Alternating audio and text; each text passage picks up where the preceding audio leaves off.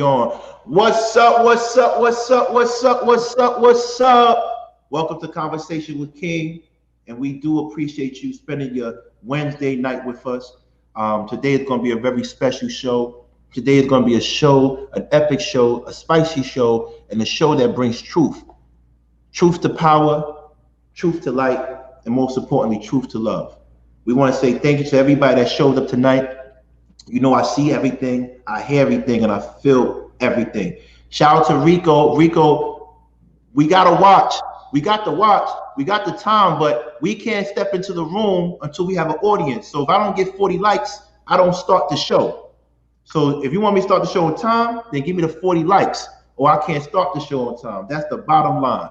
Today is a very important day. Get your likes up, get your likes up, get your likes up, get your likes up, get your likes up, and get my subscribers up. But today is the return of Hannibal. Maricela, please pull up the elephants, because you know Hannibal came in on the elephants. Put the elephant emoji. Everybody, if you like Hannibal and you thought he was intelligent like I know he was, put the elephants on the comments, please, so we can start the show. Please put the elephants on. I need some elephant emojis because the Hannibal has just walked in the room. That's it. Let's get the elephants first before we begin, because I like this garden. This is our garden, and they really respect what we do. Everybody say Hannibal is smart. He came in to our show. Everybody loves you, Hannibal. But before we introduce you, we want to make sure we get our sponsors shout out first. First and foremost, we're sponsored by my book. And my book is Loving Life Through the Eyes of Travel. You get it on every platform. Kindle, Apple, iBooks, Book Baby, Amazon. I wrote this when I was locked up in the feds, and I came out and it sold out literally the first month, and it's still selling. I appreciate you. I appreciate you. I appreciate you. It's the Rosetta Stone of romance and the Bible of relationships. The Bible of relationships. We believe in passion. We believe in love. We believe in cultural capital. Next up, our other big sponsor. Shout out to Ripple. Ripple. Every time we have a smoke section, we bring up Ripple. Ripple is no nicotine, no THC. We do not promote nicotine or weed on this channel. There's nothing wrong with it if you smoke it, but we don't promote that here. For our community, we want only things, herbs and plants and trees that allow us to grow and be healthy. Ripple. Please order it. If you look on the bottom, you see my discount code the Ripple King. King Homeku, the Ripple King, 15% discount. That's my gift to you. That is my gift to you. So please go and support, because if I could blow that up, then I could give other sponsorships to other people that come through this channel. Our channel is the fastest growing channel on YouTube amongst Black influencers. In 2.5 weeks, we got close to 640 subscribers. Our impressions at 170K. Nobody's messing with us. Nobody. So it's an honor to be on this stage, because this stage tells you the truth, and also we produce the analytics, period. Thank you very much. For those who know. First of all, I didn't get enough elephants. What's going on, man? I need some elephants. Marisol, put some elephants on there. We ain't starting this until I get elephants, and that's it. Today's a good show. All facts. Thank you. All facts.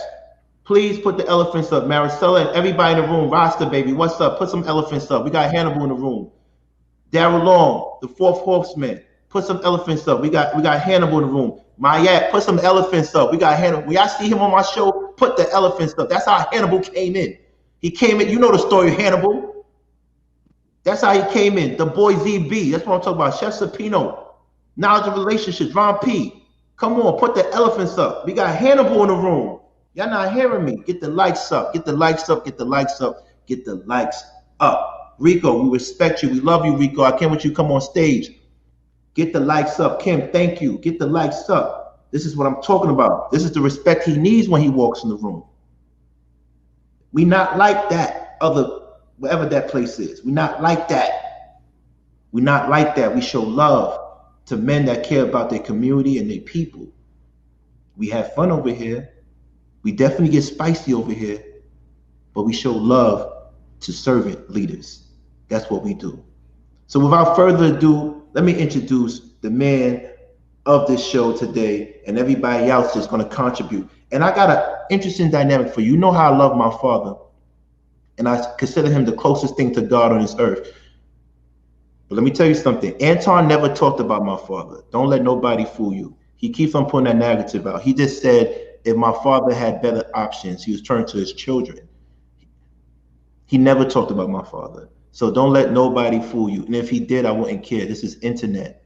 I knew what I signed up for. When you sign up for this crazy world of internet, you're going to have people talk crazy about you. And that's it. But we're here to give knowledge. I'm not going to let him stop the game plan. So without further ado, let me introduce the father and son combo. And I want y'all to go and support them because I haven't watched their show. Marcella sent me a clip of their show, and I was very impressed about the dynamics of the two.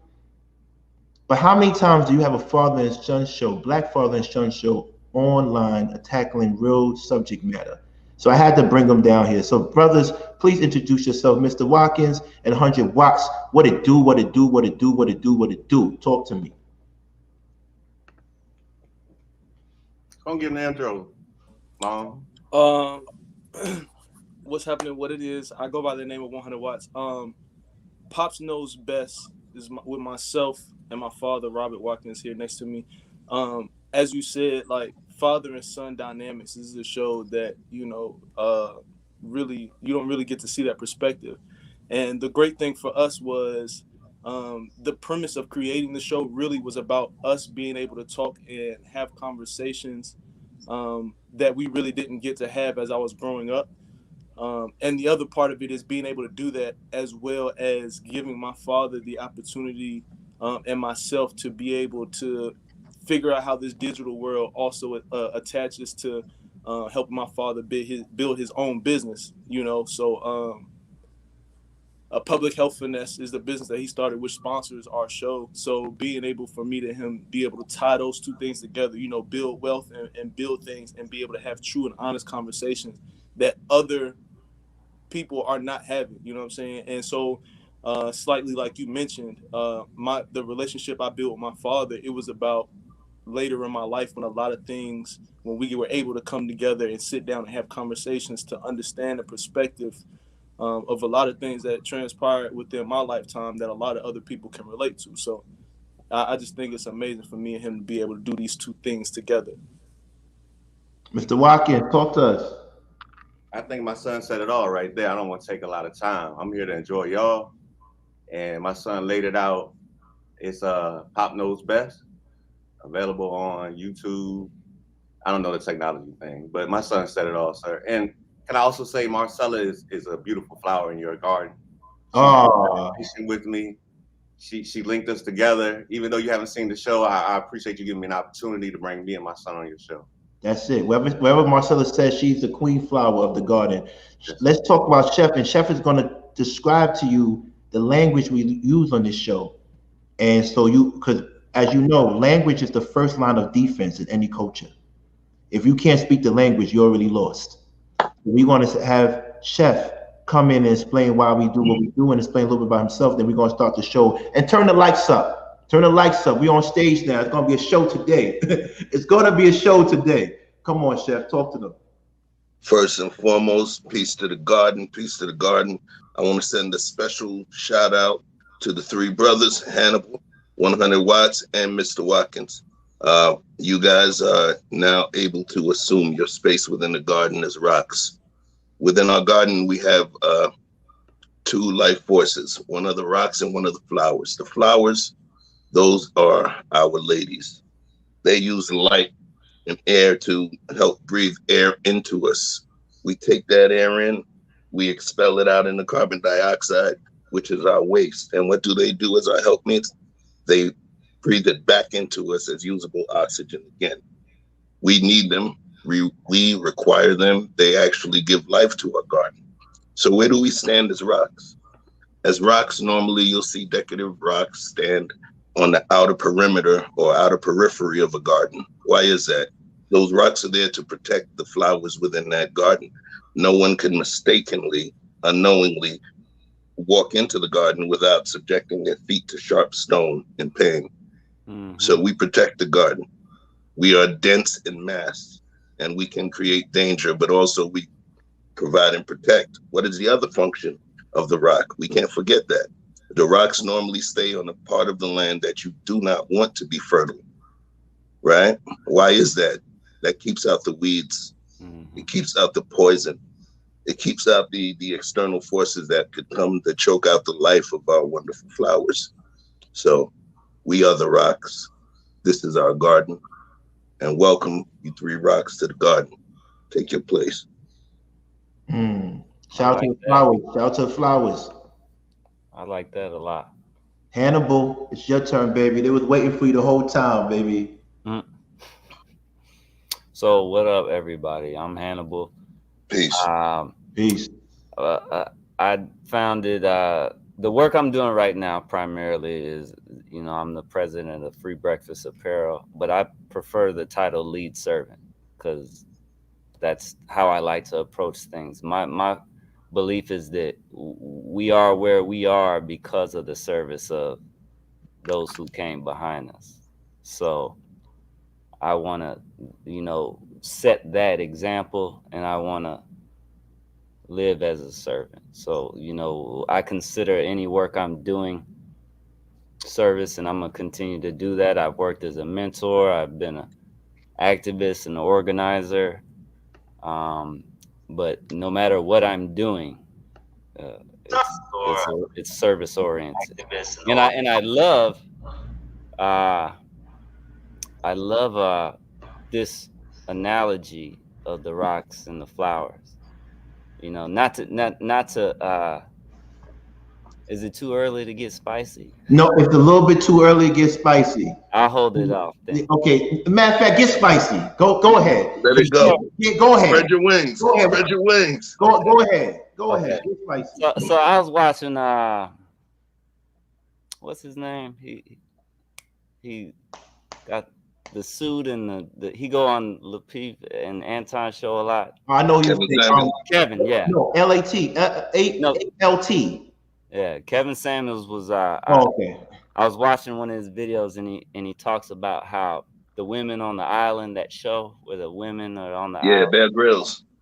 And he said the women are like they couldn't survive without the men and all of this. And the analogy makes sense on its face, but when I heard it, I said to myself, men do have the physiology to do all those, road building and bridge building and all of that.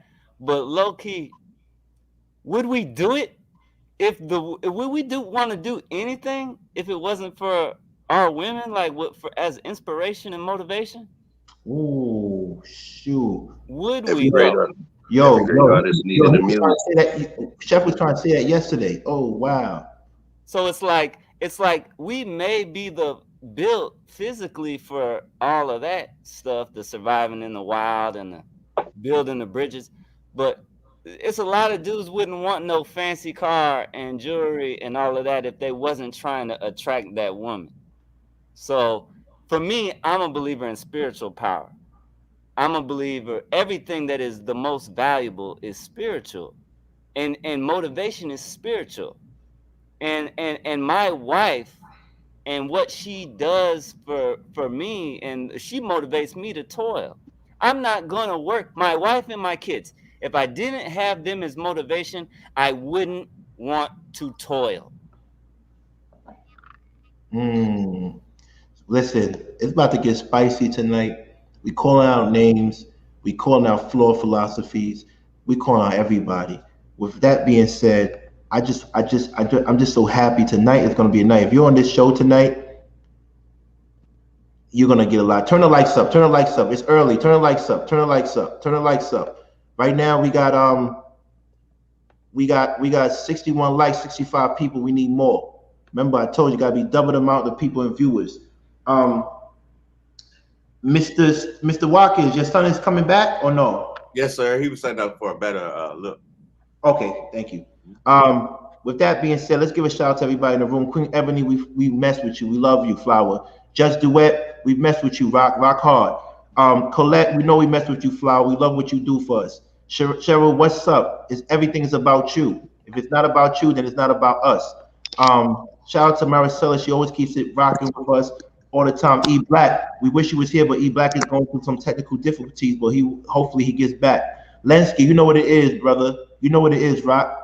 We need everybody in the room. For those who have not come into the panel to talk, feel free to come in, call in, and we will let you up on the panel to give your opinion. But because it's a show that's going to be jam-packed today, after your comment, we might have to remove you. But we want some new people, some new voices to come in. Missy T, we love you. Flower, keep coming, supporting us. Tiffany Daniels, we love you as well. Inja, peace, we love you. Ace, what it do, Ace? At the end of the day, we want everybody to really support what we're doing. Darrel, listen, we can't wait for you to come in and do what you need to do. With that being said, we are going to jump into our conversational piece. The first one is a spicy topic, and I love that the fathers and son dynamic is here. So I want to see what happens and what a father would tell a son in regards to certain issues, and vice versa, because we can learn from our children as well. Look, they showing so much love to Hannibal. This is what I'm talking about, man. They out here, man. Where you been, man? Where you been? You've been denying the people, baby. You've been denying the people, man. But I get sometimes you gotta give them a break. Well, what it is I didn't know about y'all's show. You know, like I didn't know that there was a place where I could actually come and have a productive dialogue. You know, because you know they asked me to go back on that other fucking show, and I wasn't going. You know, ain't going. What show is that? The Beef? Yeah. Okay. Whatever. Because when I went before, trying to have productive dialogue, right, trying to build, trying to edify and empower and enlighten, they was on some fuck shit. Right.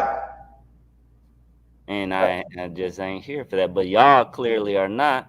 No. So here we are. Here we are. In the right place. A square peg done found a square hole. Right. Talk about it. Chef been telling me about you the whole time. I'm like, come on, who is this? And he said, nah, Mo, he is the truth. He is the truth, King. He is the truth. I'm just a servant, brother. That's it. All right, so first question we're going to tackle today is, and it's a light question for everybody, and I want everybody to just have fun with this question. And it's a spin-off from yesterday, because we talked about, a lot of times we were talking about women and how long you should wait for women to get back their body back together after pregnancy. It got into a big uproar here, a super big uproar. So we mentioned this thing called surgery, cosmetic surgery, you know, body shaving, whatever they want to call it. My thing to you is, and the question is to everybody on the panel right now is, do you support women getting their body done? And if so, do you value them the same as a woman that has a natural body? Now, you know my questions. If y'all know my questions, it starts off like this, but it goes to a deep rabbit hole. So the people on the panel, be mindful how you answer the question, because we don't want y'all to seem like a hypocrite towards the end.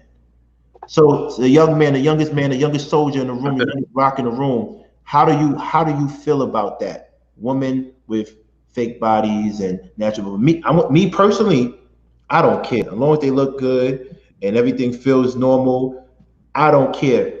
However, it can't be exaggerated. The body parts can't be too exaggerated, and it can't. And to me, I would like to have a woman that teaches my daughter that to love herself or what God gave her. However, I do sleep with women with fake bodies. I do date women with fake. I have relationships with women with fake bodies. Young man, how do you feel about that? Talk to me. How I feel about that. Any conversation that I've had with women that I've personally dealt with, the ones that I've been with, I've always been attracted to women that are into natural, right? So women that limit how much they put in their hair, you know what I'm saying, in terms of tracks and weaves and stuff like that. I've always been a fan of that. So would I prefer a natural body over, you know, one that's had surgery? I'm personally going to say a natural body. In my experience. Turn the lights up. Like you said, you want to be delicate how you say it. So in my experience, most of the time, the conversations that I have with females and when they refer to having surgery, it's before putting in work in terms of exercising, right? And this is where my thought process is going. I have so the young lady that's had my child, she comes to me and she says that she's not comfortable with where she's at and everything like that. As her man, I personally, my first thing is going to be, okay, are we going to change the eating plan? Are we going to, work on a diet? Are you going to start walking once, like start building something to see if you can naturally get back to where you would like to be at. But if it becomes a thing where surgery is necessary, that's different. But if it's just, I want to lose weight, I'm going to go get surgery versus working out and getting back to that place naturally, that's where my stance comes in at. Right. Okay. Mr. Watkins, how you feel? I love women. So if they want to be fake or real, I'll accept them as they come. Uh-huh. Okay. Let me ask you a question. What would you tell your son? He's in a relationship right now, but if he wasn't in a relationship, what would you tell your son in regards to judging women with who have partake in body surgery of some sort? You're looking too far into it. You're getting lost in the weeds. What about her personality? What do you like about her? Just because she has fake breasts doesn't make her bad mate. Okay. All right. I like that. Chef Hannibal, talk to me, brothers. I'll let the guests go. Hannibal. So this topic is actually it resonates with me. I have Turn the lights up. I have 3 daughters. I have 3 daughters. Okay. 2 of them I helped create, and 1 that I inherited through marriage. Love them all. And what I know is we live in a society in a society that puts extensive demands on a woman's appearance and next to none on a man. Like, if you really think about it, in Hollywood, right? In Hollywood, you'll find settings where a woman is compelled to put all kinds of makeup on through the norms, and it's a dude right next to her on a red carpet who don't have nothing on his face. Like, y'all are both on camera. In theory, shouldn't both you motherfuckers have makeup on? Right? Mm-hmm. But we have conditioned women to do all these things for us. Contrivances like heels, which I find sexy, but if you think about it, it's kind of strange. Why are you on your motherfucking tiptoes? Right.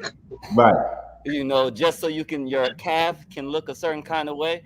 I appreciate that they do these things, but as a father of girl children, as a son of a mom and a nephew of women, I'm like, I wish y'all didn't feel like y'all had to do all this stuff just to be perceived as beautiful. So, to the topic of surgery. If my daughter said, I'm going to get my ass done, I'd say, first off, honey, let me tell you something. I know somebody who got their ass done. First off, I don't know why she had all kinds of ass in the first place. But she got her ass done, died shortly thereafter, and it was directly related to the surgery. Now, does that happen all that often? I don't know. I haven't studied it. But my question for her would have been, was it worth it? You dead now. You could have been alive had you not got the surgery. Do you regret it? Would you do it differently if you had a chance? That's the first thing I'd say to my daughter. The second thing I'd say is, you're beautiful no matter what. No matter what. You could get your ass done, and there could be people who see it and be like, I wish you would have left it alone. The thing that I try to tell I got an 11-year-old, and I tell her, you can be beautiful to 10 people in exactly how you look, and 10 other people find you completely unattractive. You can't please everybody. So if you make changes to your body, surgical changes to your body, right, you could have just instead linked up with the people who appreciate you as you are. Right. So for me, and I also believe a woman's business is a woman's business. You know, it ain't for me to say, look, I'm a man and I benefit from all this patriarchal shit, and we've been telling y'all for decades and hundreds of years y'all gotta look a kind of way, and now I'm gonna step in and say, you know, you can't do this and you can't do your own fucking thing. You know, live free. That's that's the goddamn motto for free breakfast. Live free. And I even tell kids, like, you literally can do anything you want if you're willing to accept the repercussions. Right. For every choice, there's an invoice. Exactly. So the last thing I'm gonna say is this: like, the we owe it to our women to make them feel beautiful, no matter what. And we also, as protectors, owe it to our women to protect their emotional and mental health, right? And their physical health. So if a woman, my final consideration for my daughter in this conversation would be, look, you know, you can get your ass done, you can get a lipo, and if you don't change your eating habits, you could end up gaining all that same damn weight right back. And then you did the surgery for nothing. And that surgery could have hurt you and had long-term negative health ramifications. This is what it boils down to. We men, we parents, we husbands, we fathers. We got to help our women be as healthy as possible and in as many areas as possible. Right. So what I want to say, I agree with Cheryl. She was talking about earlier, and I don't know if they're giving her a hard time in the garden, but I agree with her. Women don't have the right to get their bodies done over, right? And as long as they have character. One thing is they don't do it for men all the time. Sometimes they want to look a certain way in outfits, right? And you, no matter what type of workout you do, you can't change the size of your boobs, or you can't increase the voluptuousness of your lips. So it's certain things that women do. Before we end this question with Chef Rico, how do you feel about this? Give us a short answer into what you think about loving a Black woman or any woman with a real or a natural body, or a body that she had a surgically enhanced body. Okay, I'll be brief. I'll just say to start with, I've never been a fan of it, but it's mostly my position always has been the financial aspect of it. I just find it to be extremely cost prohibitive. But however, I know, my wife or any woman I ever dealt with, I'm like, when a woman chooses to do that, they do that for themselves. Right. They have to. And I've always put it in that position that you're not doing it for me because I didn't ask you to do it. Do what makes you feel happy. Right. We don't hate over here, Julius. I even put people like you comments up, despite what you said earlier today, but we still gonna show love because that's what we do over here, Julius. And we call suckers out. You're not a sucker yet. You're more like halfway there, but we're gonna still support you anyway, Julius. Go and tell your boys on the other network I said that.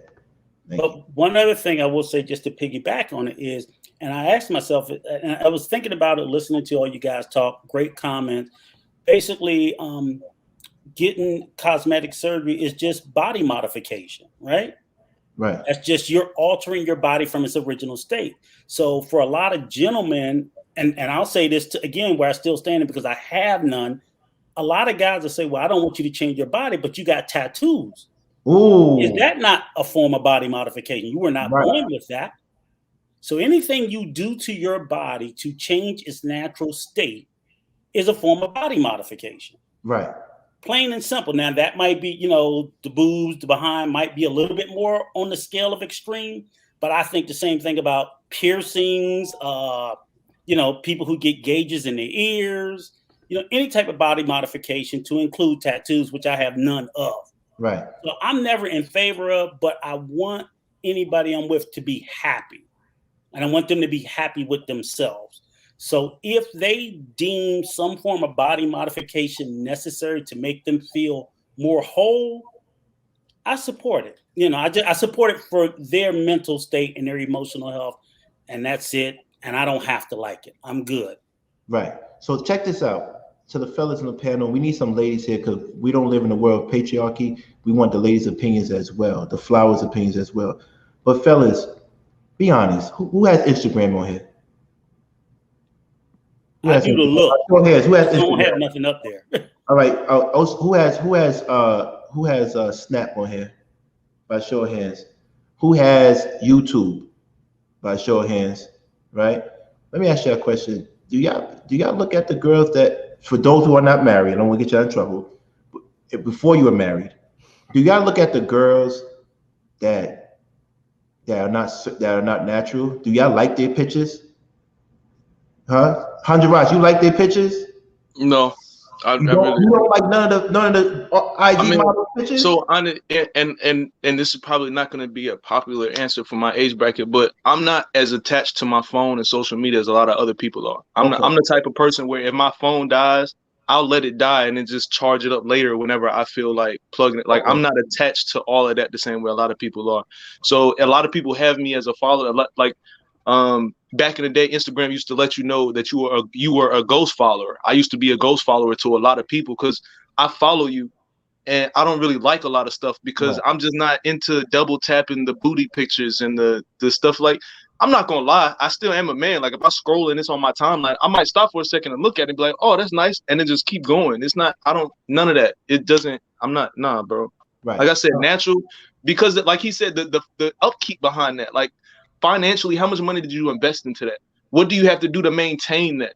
What what kind of changes are you making to keep that? So I just feel like that adds an extra step into pleasing somebody that she wasn't thinking about. I wasn't thinking, like, it's just an extra thing. So basically you're saying it's not worth the cost to be the boss of your lady. What do you mean when you say that? Meaning that if your lady wants it, based on people from that manosphere, you the man, so you got to have the resources to keep that up. Okay. So do you think that it's not worth that? It's not worth spending $11,000 every year? See, that would be predicated on what we got the surgery to surgery for to begin with. You know what I'm saying? Because why would we spend 11 grand on you getting a body modification versus we spending an hour together, or her going to the gym an hour a day, or maybe changing her eating habits, or something? I believe that there sometimes, in most cases, there's a better option. Now, if we're talking about adjusting lips or making your boobs smaller or something like that, I can't help that. I can't change that. That's something different. That's something you got going on. But if we talking about, I just had a baby and I'm trying to lose this weight, but your thought is, let's go get this BBL, and now I got to get it done every 2-3 years. So now my man got to use his resources to upkeep this BBL. Right. I don't feel like that's fair. Right. Because I didn't tell you to do that. You feel like you needed to do that for yourself. Right. So you say it's not fair to you? No. Okay. If it's not fair to you, but it's your she's your responsibility. So if she wants it, if that's what she wants, what is your role as a man? I don't agree with what I'm saying. I'm just posing questions. Got you. Mr. Watkins, let's go to your father. If that's your role as a man and your lady wants that. And it kind of feels like a contradiction within itself, making me responsible for that, right? Because the same person that would say you're gonna make me, I'm now responsible for utilizing the resources to upkeep that, is the same person that's gonna turn around and say, accept me for who I am. We don't know. So how can I accept you for who you are if you want to change yourself in a way that I can't control? This isn't going to therapy. This isn't taking extra time to go on a date. This is you physically doing something that I have no ability in helping you in. Because you feel a way about something that's not fair to me. Rudimentary. We're not going to go that far. This is what I want, boo. Are you going to step up or not? Mr. Watkins, how you feel about that? I first like to say someone in the chat had mentioned braces are augmentation. So I've had augmentation in my mouth. Right. My teeth were jacked when I was little. So I had augmentation. And I paid for augmentations for a female before. So I accept it as it is. There's no argument in me in that. I love women. So if you want to have an augmentation, we have the available funds. Just go on and do it. Right. See, this is my thing. You have one person saying, whatever you want, you can have. And then you have the son saying, listen, that's not fiscally responsible. So where's the disconnect? So can I pose the question? Yeah, make it quick. We gotta go to the next person. Go ahead, Mr. Understood. Can I pose a question? So you said, am I supposed to be responsible? So now, for me, in my mind, the question is, where does it stop? Because it started with this surgery. Is it then going to turn into something else because you then become self-conscious about something else that the outside world is telling you about? You see what I'm saying? Like, where does it stop? That's also part of my thought process. You're 100% right. But what happens is, I'm going under the construct that once you marry someone, that is your responsibility and anything that comes with it. See, all that vetting process of critical thinking should have been done before you married them. So the question was, if that's your wife, you already chose her, so that's what she comes with, right? So maybe she hid it from you. Now that's your responsibility. We're gonna get back to how you would talk her out of it. We're gonna get back to that. We're gonna go around. Chef, talk to me. Yeah, I missed one of the last rounds, so I'm gonna give you two. The one with the daughter, I definitely concur. I concur with what Hannibal was saying. One of the first things that I would do, especially if it's a daughter, I would take her around to look at all of her aunties that got big asses. No offense. Let them know, patience. You may already earn that gift. Patience and exercise may get you what you want. You get me? And then I would also, that's the funny part. The other part is I would try to get to the root of why she feels it's important. Why? What's making her feel that way? You can pull up anything about, you could just Google Instagram and harm or Instagram and effects. There's been studies, they were literally considering banning Instagram in Canada and in some other countries because of the whole situation with the likes. Instagram was thinking about removing the like feature from the photos because of the fact that children gain a certain level of adrenaline. They did tests that were able to show that people's endorphins and their neuroreceptors were popping when they would get likes, and there would be almost a sense of depression if they received less likes than others. That's the way the child mind works. So before taking it seriously, hell yeah, I would have to try and figure out what the root of it is and potentially speak to those root causes. So would I okay it? Would I pay for it for my daughter? Hell no. Now, spouse. If it was a situation and I was married and my spouse wanted to get some sort of augmentation, if she had, let's say, a single mastectomy or even a dual, right, due to some health issues, I fully understand. But I would have to understand where this thing is rooted in. Is it rooted in vanity? Or is it rooted in self-worth, in feeling special? Is it something that I can do potentially to make her feel more valuable about herself? It may not be, but I have to exhaust that possibility first. As a man, you provide, you protect. The provision and protection is not just with home, with money. Provision and protection is also psychological provision. Sometimes that's the strongest provision, making them feel strong, making them feel appreciated, making them, a better helpmeet to you for when you're down. It's almost like gassing up your auxiliary tank, like the extra gas tank, because when you run out, whatever you poured into that tank is going to be what sustains you going forward. So it's always going to be about the conversations and understanding who your mate is. But if you're married to them, it forces you, it compels you, it should compel you deeper into trying to figure it out. Fat transfer, no. Last piece. What I like, what I don't like. If there was a particular type of surgery, invasive surgery that they would do, the one that I think I'm cool with, I guess, is fat transfer. Why? Because it's moving something from one part of your body to another. We do fat transfers when we body sculpt, we just don't do it invasively. But I'm not really a fan of putting in, plastics and other kind of materials into the body.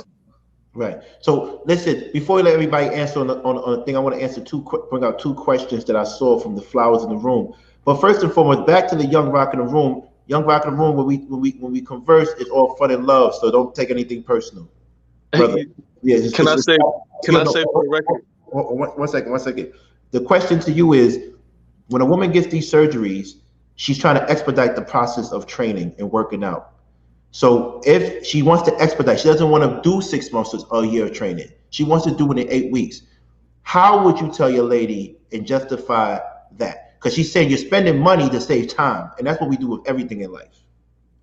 So how are you going to combat that conversation? Question to you, young man. Okay. For the record, I do want to say my father and I have this conversation all the time because it may seem like I'm getting a little aggressive. No, just in terms of like I'm getting a little aggressive. You know, I may be feeling like I'm argumentative or something. No, you're not. It's just the passion of my voice sometimes. We're Brooklyn dudes. This is how we do. I'm the same thing. We scare people away, bro. Don't worry, you good. But you home. But no, to answer your question,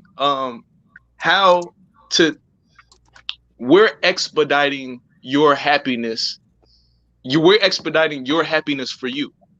How are we going to expedite how you feel about you? Because the reason we're getting the surgery, or you're getting the surgery, is because you feel a certain type of way about something. So as Chef was saying, like, what is the root of this? Why are we speeding past figuring out why you feel a certain type of way, why you feel it's necessary to do this fat transfer? Why do you feel like it's necessary for you to get this lip injection or whatever the surgery may be? Why do you feel like it's so necessary to where you don't want to, let's start with a 90-day plan, see how that goes? Like, why are you so pressed on expediting that? You don't want to take the time for it? Because I didn't get to expedite getting to learn you and understand who you are and find out what kind of woman you are before I married you. So if I couldn't expedite that, why am I going to expedite and be responsible for you feeling happy about you? Right. Okay, respect. Now to Rico and to Hannibal the Great. Question, because I didn't forget your questions, ladies. I'm remembering, but y'all coming 100 messages a minute. Hannibal and Rico, are Black fathers and men responsible for the image issues of our Black women? Because we actually purchase Barbie dolls that don't look like us, that are well stacked. We give access to our children to watch certain shows. Are Black fathers or Black men responsible for the body image issues that women have? Hannibal first, then Rico. So I like to explore important and multifaceted topics in as nuanced a way as possible. So I will say to a degree,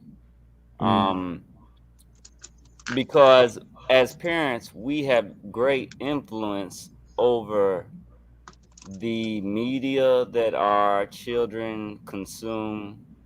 And like you said, those dolls, like, you don't have to buy your child, your Black daughter, a white doll. Not in 2021. If you do, you missed an opportunity to give her a doll that looks like her. And symbols matter. A doll is a toy and it's a symbol. Symbols are important. Like that, I mean, I don't want to go too far down the tangent, but y'all gotta accept that symbols are important. A doll is a symbol of a woman, of beauty, of et cetera, et cetera. So if a father who gives their child, I ain't trying to throw no judgment or shade at any fathers who have bought white dolls for their Black daughters, because we out here doing the best we can with the information we have at any given moment. You know, I didn't always know everything that I knew about what I know. I had to learn. Right. But damn it, we are responsible to a degree, and we should embrace the responsibility and do what it takes to exert that influence that we have over our child's psychology. Okay, Rico, talk to us. Let's get Mr. Best in the World up here. I need 100 likes. Sorry to hold you hostage, brother, but that's how they respond. When I hold somebody hostage in the lobby, they start giving me likes. That's what we're going to do. If you want to free Mr. Best in the World, give me some likes. Thank you. Let me just say this. Mr. Hannibal stole my thunder, because that was exactly where I was going to go with it, was the fact that partially we are in the fact that we give our children access to this media and these dolls. Partially we're not, because we don't create the media or these dolls for a more positive image for our children. So there are some black dolls and black, I think, what is it? The Doc McStuffins, like recently, like in the last 10 years, the black cartoon, is it Doc McStuffin? Mm-hmm. I bought something for my granddaughter and I can't even remember the name. Yeah. And it's a more of a positive image of a black family and so forth and things like that. But that wasn't always the case. That's more in the last 10, 15 years. In my earlier generation, it was few and far between. I'm a pre-internet baby, so my mama couldn't go to Amazon and all that. Whatever you saw in your local Walmart or Five and Dime, which were predominantly white dolls, that was what you were going to get. I'm a G.I. Joe guy. All the G.I. Joes were white. You know, and then you can't tell me because there's not a black one, I can't have one. So I'd say half and half. But so I'm done with that. So I agree with Hannibal 100%. And I did want to say one last caveat about the body modification. Yes. Let's understand that some body modifications are necessary. Well, like so. One of the predominant, we talk about BBLs. I think one of the predominant body modifications that go on is like gastric bypass. And in, you know, just to the young man's point, a lot of women have tried to lose weight, not in the urgency, but people who get gastric bypass are people who have been trying to lose weight for 10 plus years. And for a number of reasons, they're just not getting it off. Now, if you have a spouse that's 100 pounds over and she has all sorts of underlying health conditions and she's just not getting it off fast enough at the gym, why not get the surgery, get that 100 pounds off and get her health in a better space? A lot of times it's about these women do these body modifications. I'm talking on a positive. There are some positive body modifications that I just want to put in the conversation that we should think about too. And if your woman wants to do it, you know, I always try to talk them out of it, but there's that. Okay, so one thing Hannibal talked about earlier in regards to heels, and I'm seeing a lot of flowers in the garden talking about, you know, wigs, lashes in ancient Egypt, makeup. Let's get real, fellas. Let's get spicy. Let's get spicy. Do the fellas on the panel, do y'all really like fake hair? Because that's part of cosmetic surgery too as well, but temporary. Do y'all like fake hair? Do y'all like makeup? Do y'all like lashes? Do y'all really like it? We're going to go a quick round around the room, round about the room, and then we're going to get deep into it. And then we're going to get deeper and deeper. So bear with me. Watch where we go. So, Mr. Watkins, do you like wigs, makeups, lashes, and heels? Yes or no? Quick answer. Yes. 100 watts? Generally speaking, yes. He always try to find a way out. I like that. Rico? Fashionably, yes. Nothing crazy. Chef? Yeah, I like the impacts. Yeah, I like the impact. Hannibal? I like it all. So here it goes. And when I say it all, I mean not just, I like all the looks. Now, what I'm bringing home, what I'm selecting for myself, you know, I ain't going to be everything, you know. Right. I may be able to appreciate a certain look. That don't mean I want her on my arm. Right. Okay. So here's the deal.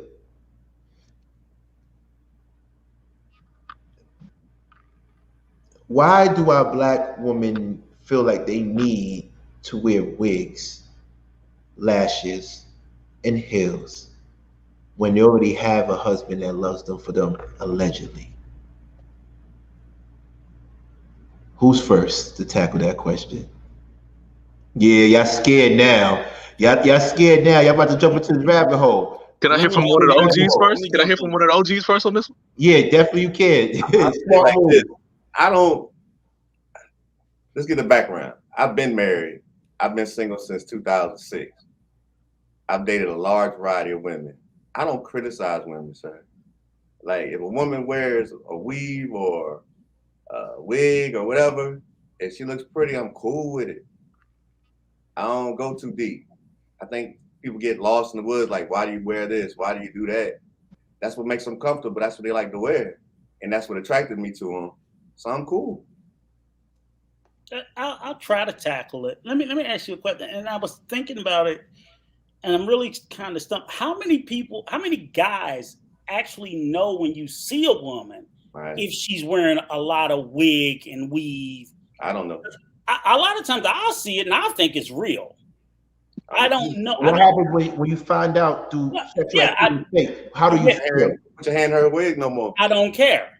But I'm saying is I don't think when I see an attractive woman out and she's got a wig and weave and lashes and makeup, she just looks like an attractive woman to me. I'm not saying, oh, that's a bad. I don't see that. So I think obviously these are things that attract us because I think it's their real hair. I can never tell. So I think women might do that if I think about it, if it's images in the media, models and so forth. And as men, we're so we need 10 more likes. We need 60 more likes for Mr. Best in the World. Yeah, we're so blasé fair and saying, people get into social media and they'll talk all these negative things about it.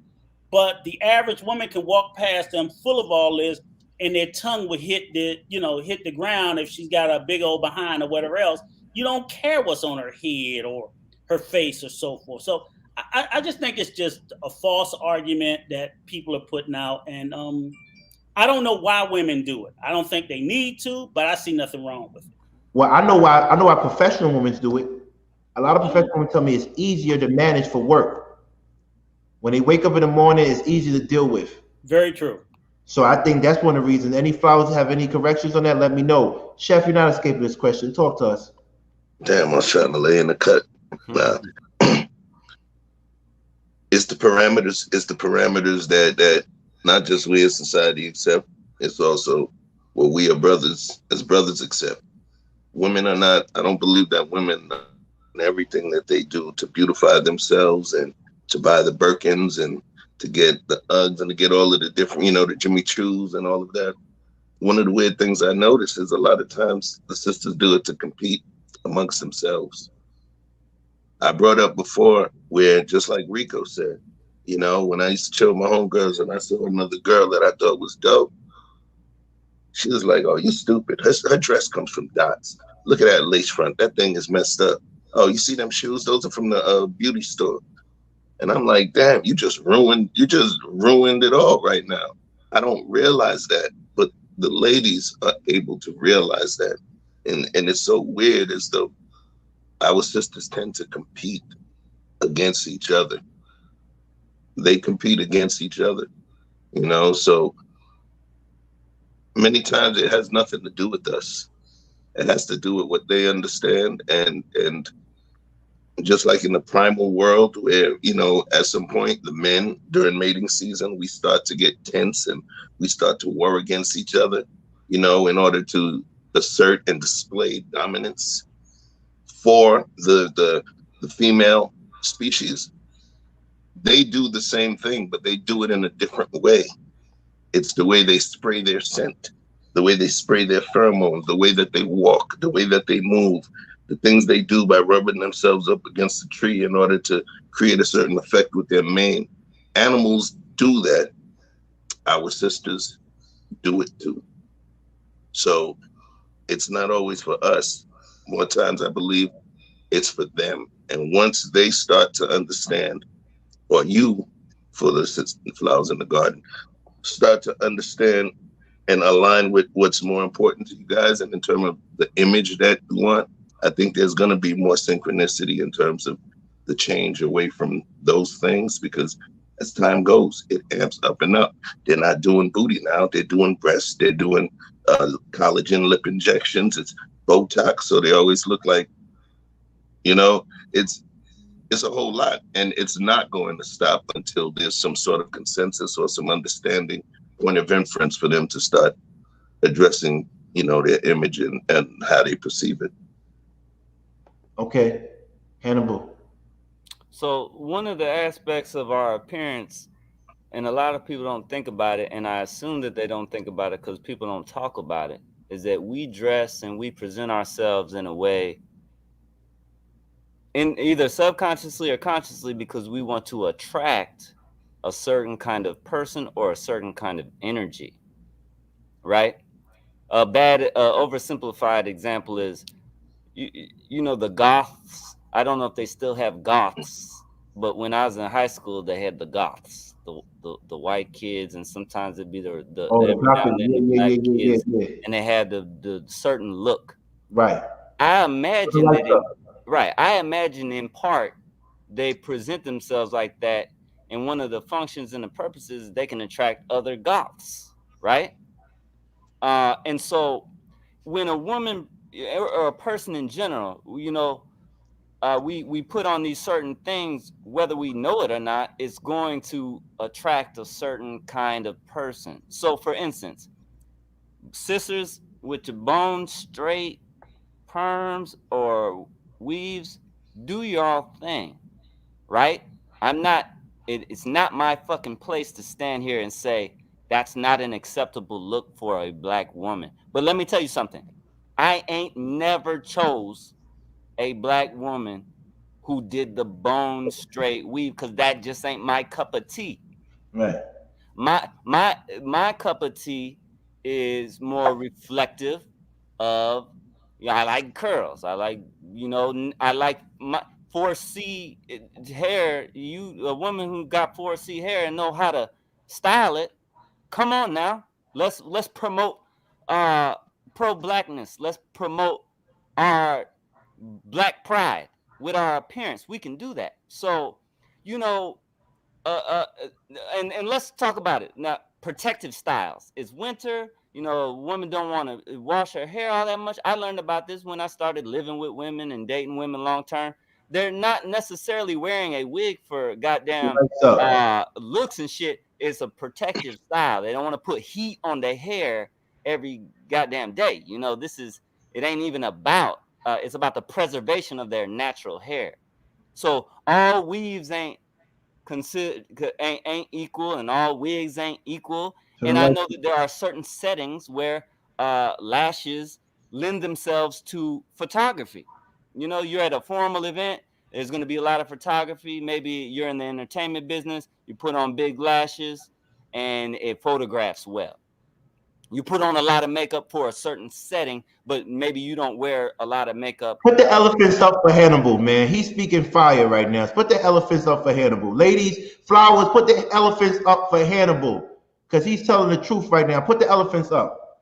Listen, if he's speaking to you, ladies, put the elephants up. Not to cut you off, brother. Not to cut you off. See, everybody's agreeing with you. The elephants is coming up. They marching in. They marching into Italy right now. That's what they're doing. They're marching into Italy right now. Check this out. I want to put this up. You know, I like to put facts up because, you know, I want to make sure everybody's on the same page. I want to make sure everybody's on the same page. Everybody. So let's put this up right now. Let me see. Let me see what I got for y'all. Some facts for y'all.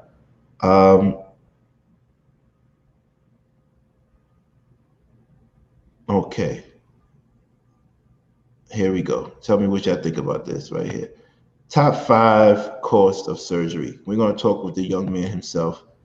We want you to jump into this, brother. And get to, we need 15 more likes. I want to get Mr. Best in the World, my family in here.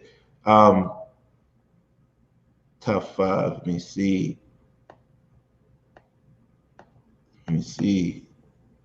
Where is it at? Hold on. Oh boy, this is see. You see, it's like you could tell now what I'm doing here. Hold on. Hold on. Let me see. Top 5. Top 5. Top 5. Here it goes, fellas. I apologize for that. Sorry for the delay.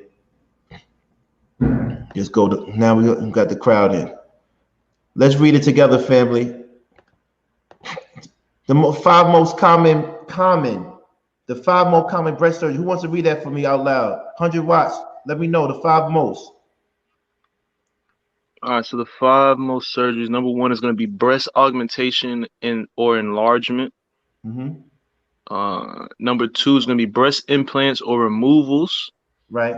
Number 3 is going to be breast lifts. Right. With or without a placement of an implant. Okay. Number 4 is going to be butt lifts, and then number 5 is going to be chin, cheek, or jaw reshaping facial implants. Right. Read the other caption, please. 2019 global survey found that since 2015 there has been 77.6% increase in the number of butt lifts performed. Wow. Cost of BBL $2,000 and $12,000 with an average cost around $6,500. So this is what you were talking about. This is what you and Rico were talking about, the finances behind this. See, and this is exactly what I was, like you said, this is exactly what I'm talking about. Because with $6,500, like with everything I know right now, we can get at least 2 businesses started with $6,500, like at the least. Damn, you're an entrepreneur. You don't care about how she look. Let's get this money. But is it money to be spent for happiness or pleasure though? I mean, okay, so let's take 65 for example. Like I said, we could take $4,000 of that, start 2 separate businesses, and we still got $2,500 to go play with. I could take you on a date. We can take 2-3 days and we can go to Houston or we can go to New York or something like that. Like if that's really what that's about. But like spending money like that, first of all, 100 watts. When I need financial advice, I'm not going to Anton. I'm going to you. Follow this young man. I'm going to him forget Anton. I'm going to you for financial advice. Because you're trying to do the right thing. Don't shun away from that. Give me your page again. Give them your page again. I'm going to you for financial advice. What's your page? You can follow me on Instagram or Twitter at 100watts_2fly. That's 10WATTZ. Because we like solutions over here. He said, man, I ain't spending $6,500. I'm paying $4,000 for a business and I'm taking it to New York or Houston and she got to get over it. Hello. But you know what, King? Yeah, talk to me, Rico. Let the young man read this last one, and then you could say what you gotta say. Okay, I want to come back to that other stat though. There's some. Okay. We're gonna go back to that after he reads this one. We definitely go back for you, Rico. There's evidence demonstrating that cosmetic surgery improves the patient's body image. All that in the paragraph look a little jumbled. Mental health and self-esteem, as well as quality of life. Mm-hmm. And overall satisfaction. However, some studies have shown that cosmetic surgery does not have a significant effect on self-esteem, quality of life, or overall satisfaction. Mm-hmm. That it appears that cosmetic surgery, when used as a psychological intervention, has greater efficiency in subjects who are psychologically more stable, aiding in decreasing shyness and anxiety. Betterment of interpersonal interactions, and improving self-esteem, attractiveness, and self-image.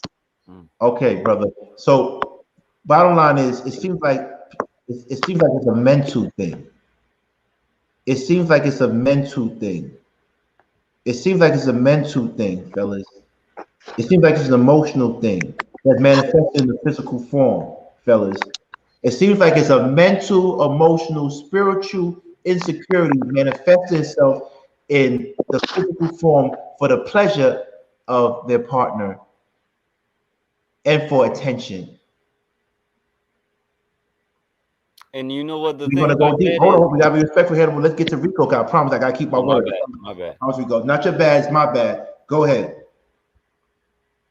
Can you put the other stat back up for a second? Absolutely, King? Boss man. Absolutely. I'm putting it up right now. Because I just wanted to point out the cost and some of the procedures that's on that cost that was on the right-hand side of that slide. Absolutely. Coming up right now. Boom. Booyah. And if you look at it, turn the lights up. Some of the procedures, I'm like, okay, I can maybe kind of understand the cost, but then some of the other procedures, that's just American capitalism run amok. Because when they could go to DR in Colombia, you know that. They could go to DR Colombia, well, they can get that, you know. Yeah, right. I hope so. And belly button up here.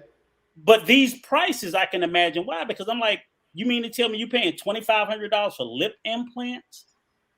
Something like, you know, a small surgery like that. And I think the gynecomastia, I believe that's a nose job. But I mean, just the breath, you know, and the lipo, $6,000.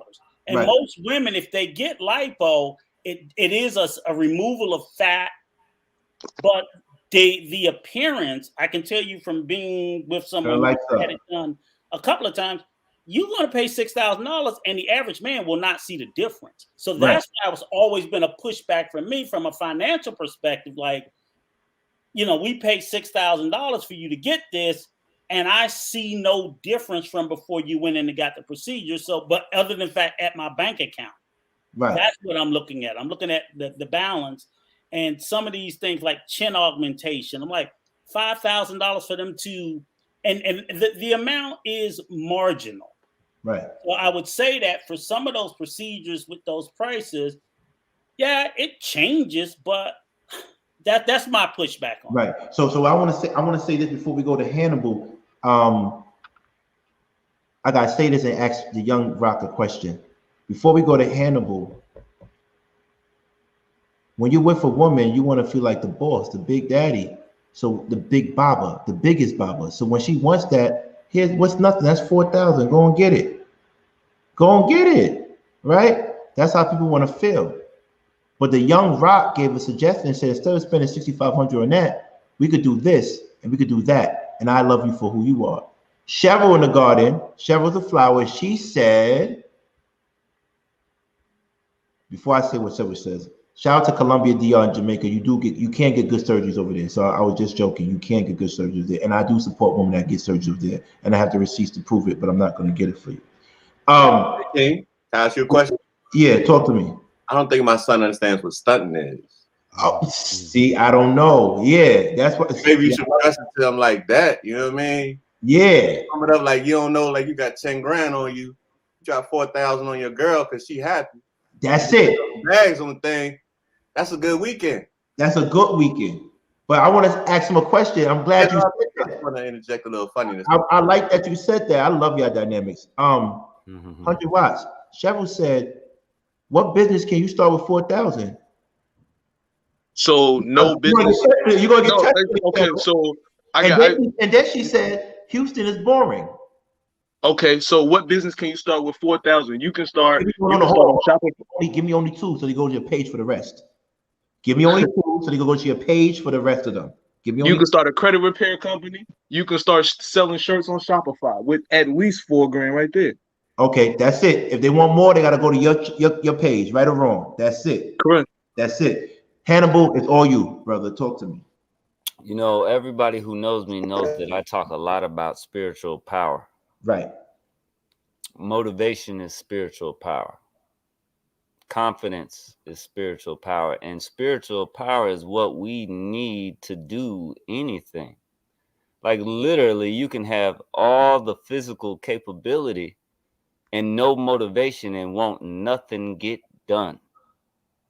So for me, if I knew a woman was capable of great things, and say she's my friend from high school, and let's say that the only thing that could give her the confidence she needed to do her work and her best work and carry out her mission was goddamn getting her ass done, and we couldn't, motivate her in another way, then maybe that's what she needs to get her to execute her mission. It ain't for me to say, it's almost like if we can't give you the power in some other way, then I say, so be it. We ate life away. Sorry. Yeah, because we need confidence. We need motivation. We need ambition.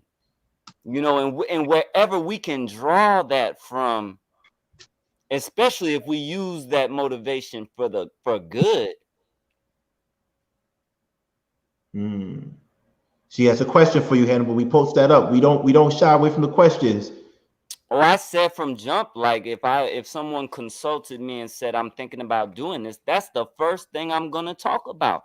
Is I'm gonna ask them the question: are you willing to die for this? And if you die, will you be okay? Would you do it over knowing that you was gonna die? But that's for her.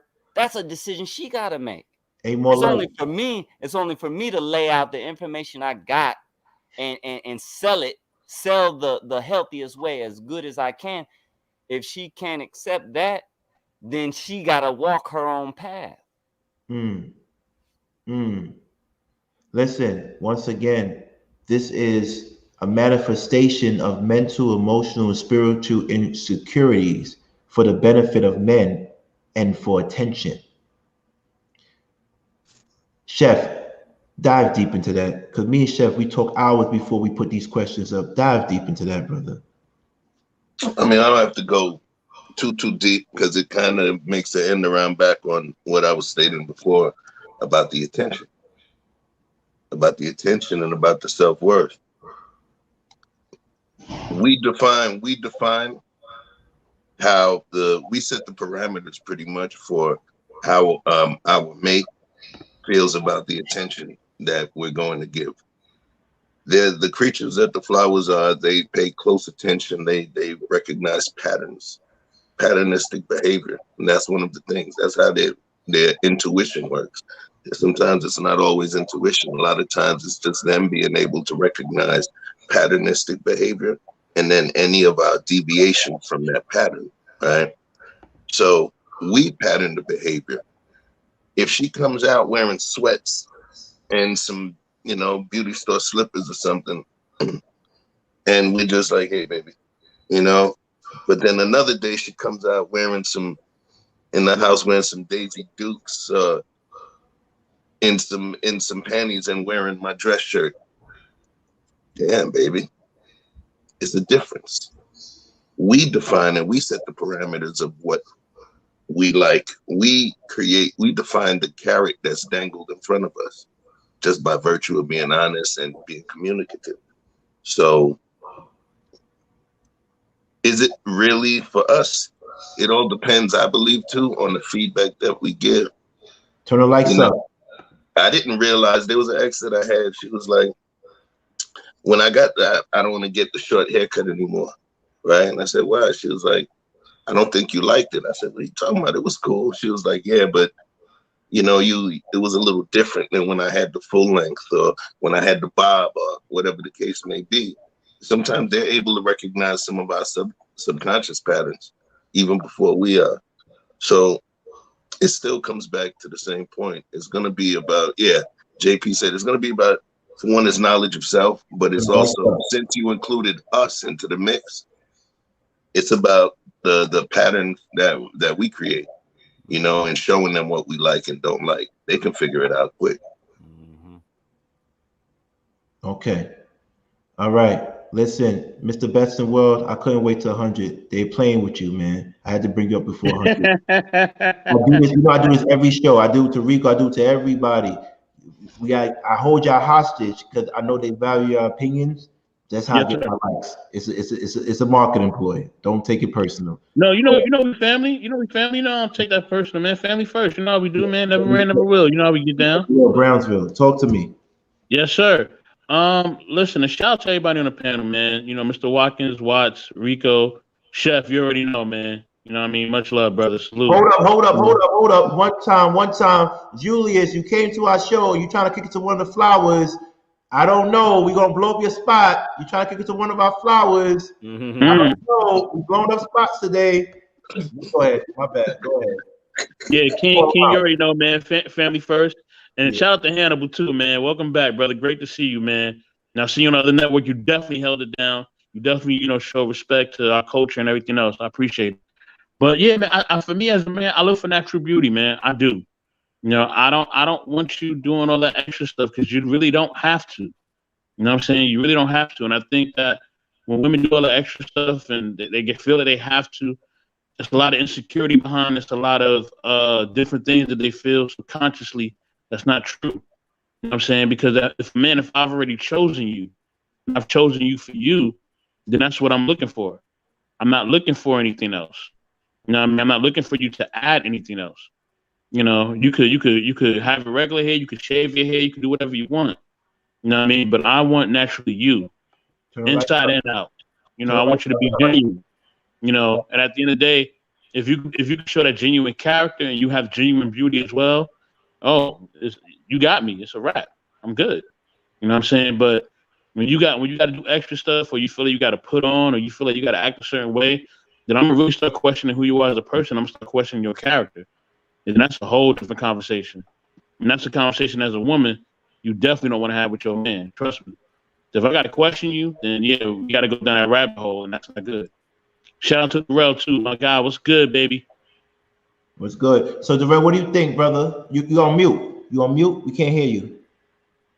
Y'all good? Can y'all hear me now? We can hear you now. So what's up? Yes, sir. Talk to us, man. Man, I'm chilling. My face a little bit swollen. I'm saying I had a little dentist situation earlier. Right. But I'm here, you know what I'm saying? Consistency. Y'all know how I play it. Always. Talk to me. How do you feel about that? How do you feel about natural body versus surgically enhanced body and the body imagery of Black women? Because we know you uphold Black women, and you have daughters. Mm-hmm. If your daughter wanted to get surgery, what would you say to her? I feel like, I can say a whole bunch of different stuff, right? I can talk to her first. I can see why she want to do it, see if it comes from a place of insecurity, from a place of vanity, et cetera, et cetera, et cetera. But to be honest, the way I play it when it comes to men and women's bodies is, if it's not harming us, if it's not harming her, if it's not harming the kid, do you. I'm not God. That's your body. That's you, right? But just don't put yourself in a situation where, I think Hannibal said it earlier if I was listening. He said somebody had some kind of surgery and they end up passing away. That's gonna put my family in a disposition where we can't really accept those terms.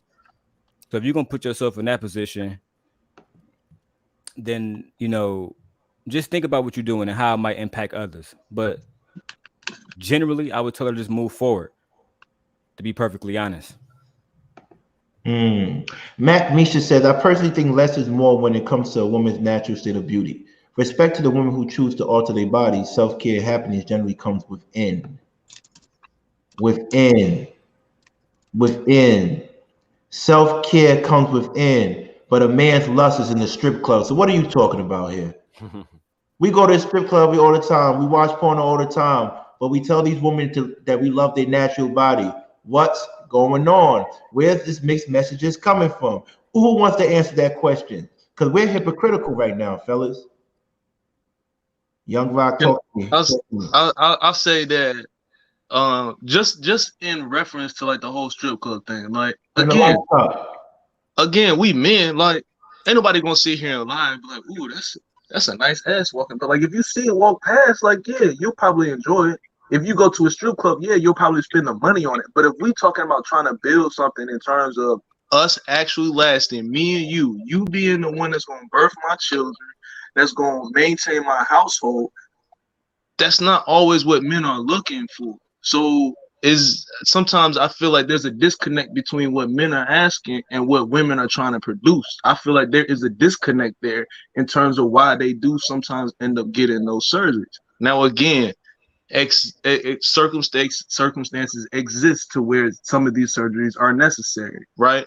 There are women who boobs, after they have children, they do get a little large, so now they have to start having back problems.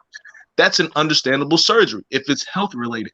But if it's just, I look at myself in the mirror and I really don't feel there, you know what I'm saying? That's a different conversation. You feel me? So if we're talking about the strip club, yeah, he might throw some money on her, but he's not about to lock nothing in with her at all. Like, how does he take that serious? That, again, as Mr. Hannibal is saying, to me, when I see too many, because the question was asked earlier, how many surgeries can you have before you start getting looked at crazy? Once I look at you and I see too many surgeries stacked on top of each other like that, to me, just looks like a whole lot of lack of self-confidence. You're lacking a lot of self-love. You're looking for affirmations in a lot of other places that isn't within yourself. That's just how I feel about it. Hold on. One more thing too, brother. You got to fix your mic and keep on going in and out. All right. Hannibal, you had a rebuttal for that? Well, one thing, it's a kind of response to what you were saying. Brothers, say we want a natural woman, but then we, ogle at the Barbie doll gal. We, I think, and this is partly speculation and partly anecdotal, but we have a duty to exert influence on our culture and on the people within our spheres of influence. And a lot of times we don't do that duty. And here's what I mean by that. Like, I wore this hat for a reason, and I wear this hat a lot because I want people to think about the Panthers. And I promote the Panthers in my clothing line because, to me, it's the most important movement in Black American culture in the last 100 years. So when I wear this, I am influencing the people around me. This is a conversation starter. Okay. By the same token, if my brothers, if my guys are fucking up, I say something. I say I wouldn't be your friend if I didn't say something right now. You're in my circle of influence, right? I think like I'm smart, but I don't have as much of an impact on people I don't have a relationship with. So back to these ladies. When me and my wife got married, we didn't do the traditional church wedding. We in Chicago, we went to the Southside Community Arts Center, and we created a circle in an art gallery. Wow. You dig? And I wore Ghanaian clothes. And Kente cloth. Talk about it. And so what we were trying to do is promote what is in line with our ideology and philosophy. You know, I ain't gonna say, you know, how you go, you know, it was my opportunity to say I'm pro-Black and I'm Afrocentric, to the point to where I'm not putting a fucking tuxedo on. No shade to anybody who does. Right. But and then the people who came to our wedding got an opportunity to see something different. Right. So we influence them by the promotion of something that reflects our values. And so, yeah, brothers, we got to do that. We can't say that we prefer the natural chick and then all we click like on is the unnatural chick. Our actions got to be consistent with our rhetoric. Right. And we got to exert influence on the culture by talking about these topics within our circles of influence instead of just letting the opportunity pass by because you don't want to ruffle nobody's feathers. I like what Hanifa said. She's an amazing flower. She says, and simply saying we are not wifing them is not enough. Young Rock. She didn't put Young Rock. I think I did. She says everyone desires to be desired. Mr. Watkins, does everyone desire to be desired? What do you feel about that, Mr. Watkins? I do agree. I'm glad you came to me on that because Of course, I see you, homie. I see you. I had a conversation with a woman the other day, and she told me women want men's attention, but they don't want women's disagreement. They don't want to have the wrath of other women in the same way. So I say that humbly to say, women gonna do what they're gonna do. You men gotta accept it. Yes. Me and love them regardless. Love and support them regardless. Chef? Yeah, I like what you said, Robert. You said that, you know, we gotta accept it, right? And two more from 100. 2 more from 100. I wanna add some more texture to it. Not just accept it, to make it more solution oriented. We need to understand it. You get what I'm saying? Because then if we can understand it, then we can kind of build the infrastructure around it. When, you know, one of the original questions that I thought about was about us going to strippers, you know, or going to the strip club. So Robert Greene and then other folks talk about 9 archetypal types of people, 9 archetypal types of lovers. The siren, the wraith, the ideal lover, the dandy, natural, the coquette, the charmer, charismatic, and the star, right? And different women and men as well, we exhibit different sorts of behaviors based on that particular archetype, right? So the one when we talk about the stripper is the coquette. I'm gonna read something real quick. The coquette is hot and cold. They touch and go. They attract you with hopeful words or sensual maneuvers and then step back and distance themselves from you. They entice you and frustrate you at the same time. And we're attracted to this because of our human nature to want what we can't have. They tease us. This may seem like an obvious unattractive trait, But the reason they spark any sort of infatuation is because of their ability to plant a seed of desire in our minds that continues to grow without them needing to be there, consciously or subconsciously. You said that's a bad woman? Excuse me? You said that's a bad example of a woman? No, not at all. I said what I was stating is that's one of them, and what we desire and insinuate that they're the solution to our desires. What I was stating is that when the question was about us going into the strip clubs. Us going into the strip clubs is not us going in there because that's the woman that we want to be with. There's a certain dance. It's the art of seduction. Ace, that was Robert Greene's book. You get what I'm saying? When we go in there, it's a dance. I know if I go to the strip club, I know I'm not leaving with somebody, no matter how hard she tries to grind. I know it's not going to happen, but it's a certain dance that we do when we go there. And part of it is the woman being a coquette, the woman being that person that's going to try and get us out of our cool, the one that's going to be a little extra. We had a club called Strokers where fellas just go there to play pool and kick it.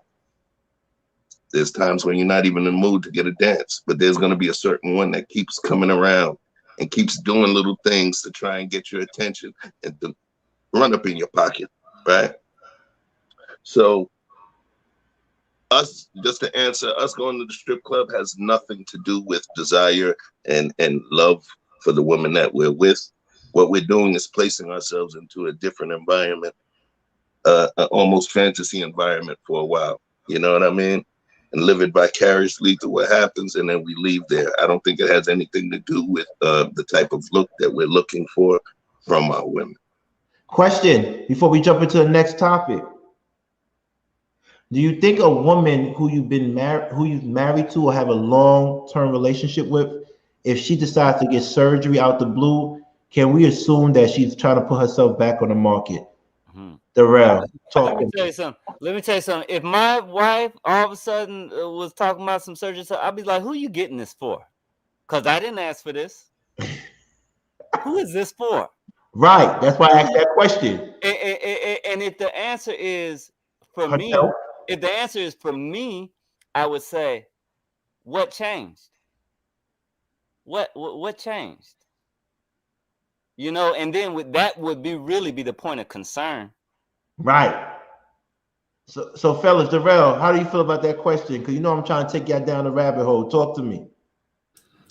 I kind of feel the same way Hannibal do, except like I'm not really married. So for me, again, like I said in my last statement, if she came to me and said, babe, because again, this is all within context. Let's say if she's an A cup, but she knows I love women who strapped. I loved her face when I saw her. I loved everything else, but she want to improve, right? Yes. I'm not gonna be like, you cheating on me, you little wench. You know, I'm not gonna say something like that. You know what I'm saying? It's gonna be more like, it's gonna be like, all right, it's what you want to do. Cool, let's go ahead and make this happen. And let's get past it. Ain't none, you know, it ain't nothing but a little straightening for me. And then she gonna come back to the bed to me anyway, and I'm gonna be the person who enjoy it. So to me, like, this is a topic that's like her asking me like what kind of pancakes I want. I don't give a damn if it's regular blueberry. You know what I'm saying? Just come back to me. As her man, do you feel financially responsible if she pops up with that random request? If we in a committed relationship, 100 watts, I wouldn't feel obligated. But if she asked me, hey, I need this on that, why not? That'd be my thing. Why not? I wouldn't be like, no, you gotta take care of that by your motherfucking self. No, because I don't know. To me, that's why I said the context matter. Let's say if she's doing this so she can look better for you, right? And look better for herself, and you're gonna enjoy all of that. Why would you tell her, oh, you can go get the fake boobs or whatever procedure she about to get? She gotta finance herself. If she gotta do that, then she might as well go do that for the next dude. You know what I'm saying? To me, if I'm gonna tell her that she's mine and she gonna be beneath me, I gotta own everything that come with that, the good and the bad. You know what I mean? Darrel, you married? No, that's why I said I'm not married. Have you ever been married? No. The only reason why I ask is because, bro, you answered right, yo. Huh? What happened? My guy. What happened? Are you No, good? no, Hannibal? it's You okay. good? You good? I was just joking, Hannibal. Oh my. Okay. I was just joking. I I was thought just you were asking getting into it, because but I'm not trying to front you off. It's all love. It's all respect. The reason why I asked you that is, I've been married for about 4 years now, and I want to be, I want to be with my wife as long as possible. Our marriage is the most valuable thing that I have in my mind. Wow. And so for me, the most underlying concern I would have if she was hell bent on the surgery is her long-term health implications. Will this lead to a long-term degradation of her health? Will she die earlier because of this? Because frankly, I believe that when you make a lifelong commitment to a person, you really shouldn't be putting your life at risk for things that aren't that serious. Not to say, maybe somebody's desire to get a surgery is that serious for them, but if it ain't, like, please don't put your life in danger. We got many years of happiness that we supposed to be looking forward to. Raising these kids and making memories and all that stuff. Like, how fucking goddamn mad would you be if your spouse, if your soulmate died over such a goddamn trivial thing? Yeah, that's why I said, like, that's why I preface my statements by saying that if it doesn't put her in danger, and I believe I went to a further preface by. Oh no, you don't owe me no apology, bro. We speaking. No, it's not even like that. I'm not emotional like that. But yeah, we don't do that over here. We jump in, we argue. We don't do that over here. Everybody is whatever. We all good, good over here. We don't do that. That's the laqueef, right? I don't. That's dumb. Listen, right. I want to say one thing though. Women do want to be desired, and they want to be desired not only by the husband but by other men in a respectful way. And they love attention, a respectful attention. And we as men have to pour into our woman that respectful attention. Sometimes you have to tell a woman she's beautiful and keep walking. Sometimes you have to pay for a drink and keep walking. Sometimes you have to say, I love your outfit and keep walking. Sometimes you have to say, your hair looks amazing and keep walking. Sometimes you have to see groceries and you pay for it and keep walking. We don't live in a transactional world. We want to build our woman up. That's just my opinion. King, I disagree with you a little bit. Oh yeah, by the way, I'm not gonna lie. Hannibal, I might disagree with you on one thing, brother. Oh, somebody cut that off. Some other thing is work. I might have to disagree with you one thing. I would feel bad if my lady died on a surgical bed because of trying to please me. However, I'm 41 years old and I'm not married, and I had to have the privilege of sharing my life with a woman permanently. But I would love to enjoy the brief time before we all fall off physically. I want to optimize that time. So maybe I can't wait 2 or 3 years for her to work out and get right. Maybe I want to enjoy her best for the next 10 years or 20 years that I'm functional. Right? So that's just me. That's just that me. Makes sense. Yeah, because that's just me. So but I'm sorry for cutting. Whoever cut off, I'm sorry. Oh, it's all good. It's all good. I disagree. I disagree a little bit because Robert next. Yeah, I disagree because I think only in Western culture do we allow women to get attention from men.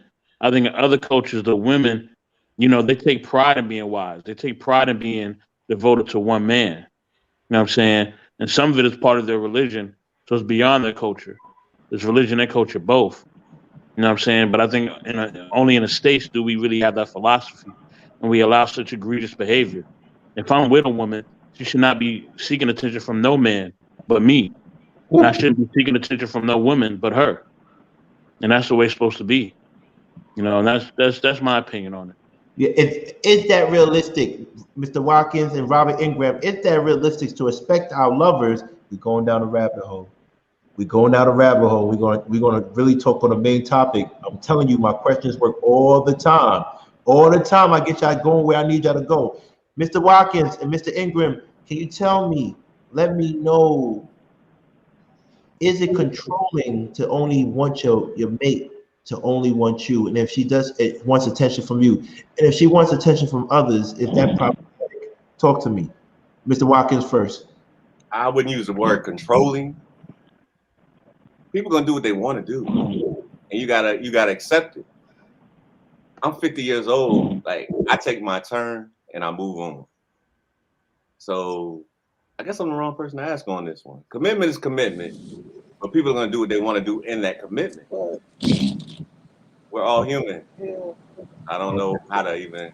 Well, somebody got something in the background. Mr. Greenwood, it's your turn to speak. That's not realistic, though. Terry says it's not realistic to not to expect somebody to want attention from someone else. Mr. Ingram, talk and then press mute after you're done. Press feedback. Hello, Robert. I already said it. Yeah, I think the young lady's right. It's not the other Robert. The other. Is that a cow? Is that a sheep?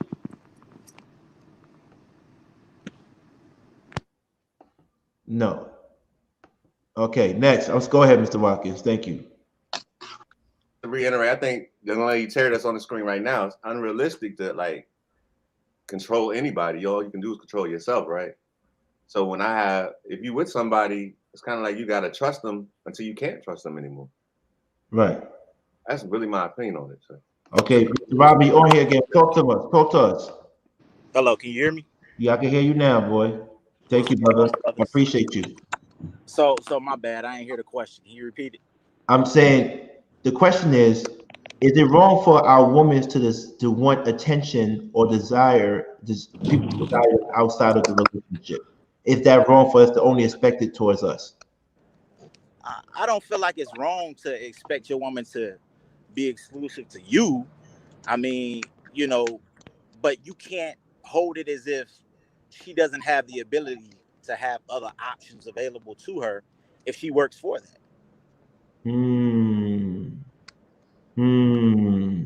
Darrel, is it wrong for your lady to want attention from other men, even though she's not going to go there? Is it wrong? Wrong. Yes. Oof. Yeah. Oof. Right. Especially if you're gonna be asking me to be in a situation where I gotta commit, right? But I don't know, man. To be honest, that's a double-edged sword, because a part of it, I would say, what are you doing that will make your woman even want attention from other men, right? But then there's women out here who would say stuff like, having attention from men doesn't mean that it's sexual. Right. Doesn't mean that it's it's not something that's going against your relationship. That attention might be just this person enjoys the conversation with you. I got plenty of female friends I kick it with all the time, and they get into these situations with their boyfriends, whether it's me or somebody else, because the guy don't want the girl around nobody but him. But that's not the way the world works. Like Terry said, it's not realistic. And people have relationships for a lot of different reasons. If you were a beautiful woman, I just think that you need to just learn how to be mature and not insecure, right? And just be solid and trust your girl. Right. Me, I wouldn't mind if my girl had male friends, because I mean, imagine one of us dating, you know what I'm saying, a K, and she got all kinds of different friends. She gonna have friends, you know what I'm saying? She's a part of a network. She know people. I just feel like it's insecure for people to try to, correlate women having friends with something that might be a threat to your relationship. I think that once you look at it that way, it becomes that. I want to jump back to the question that you had asked, right? And one of the best examples that we can use in the press is Aisha Curry, Steph Curry's wife.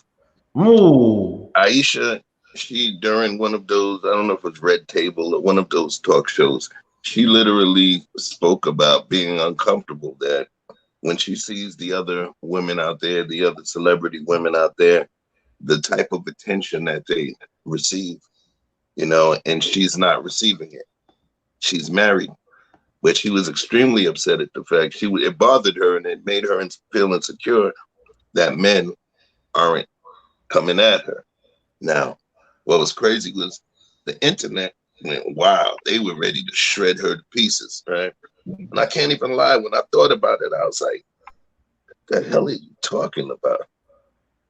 But then I had to remove the ego and the pride piece from it and understand that if we put so much currency on the way a woman looks as men, the type of currency where we would deliver ultimatums or, meal plans, or all of these different things, that means that, remember I said that we set the parameters of what we feel is important, and we set the parameters on what we feel that we like, but women also don't just set it from us. They pay close attention on what's going on around them.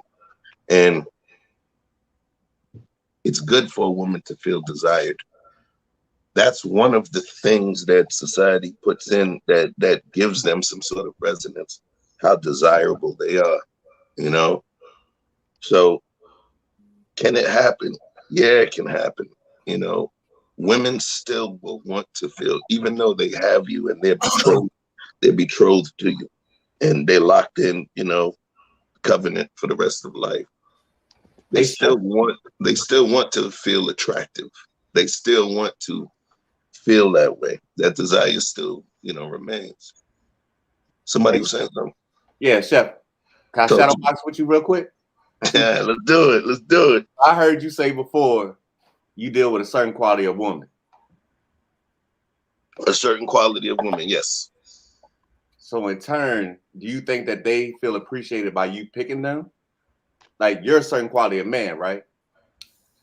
Definitely. You deal with a certain quality of woman, so you benefit each other, correct?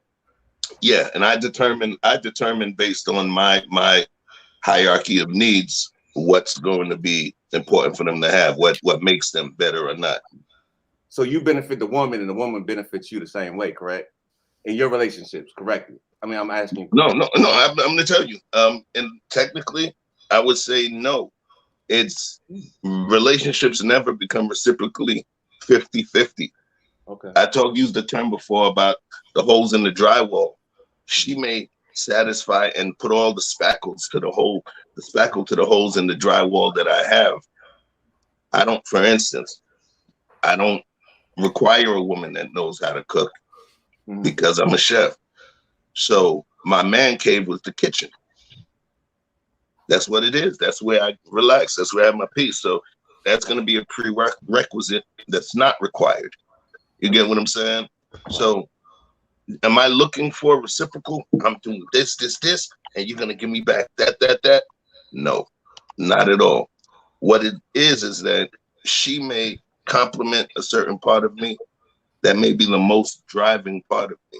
You get what I'm saying? So it doesn't have to be exactly split 50-50 reciprocally. Right. Okay. All right. Let's jump into it now. Let's jump into the main issue today. The main topic today. I'll hopefully get some ladies, some flowers on the panel, but let's jump into it. Let me put the stats on, and we're going to talk about cheating. Because for you to want someone to desire you and want attention, that could only lead to something. Hold on one second. Hold on. I'm going to put the stat up, and Young Rock, please read it. Thank you. Did you get it? Still waiting. Oh.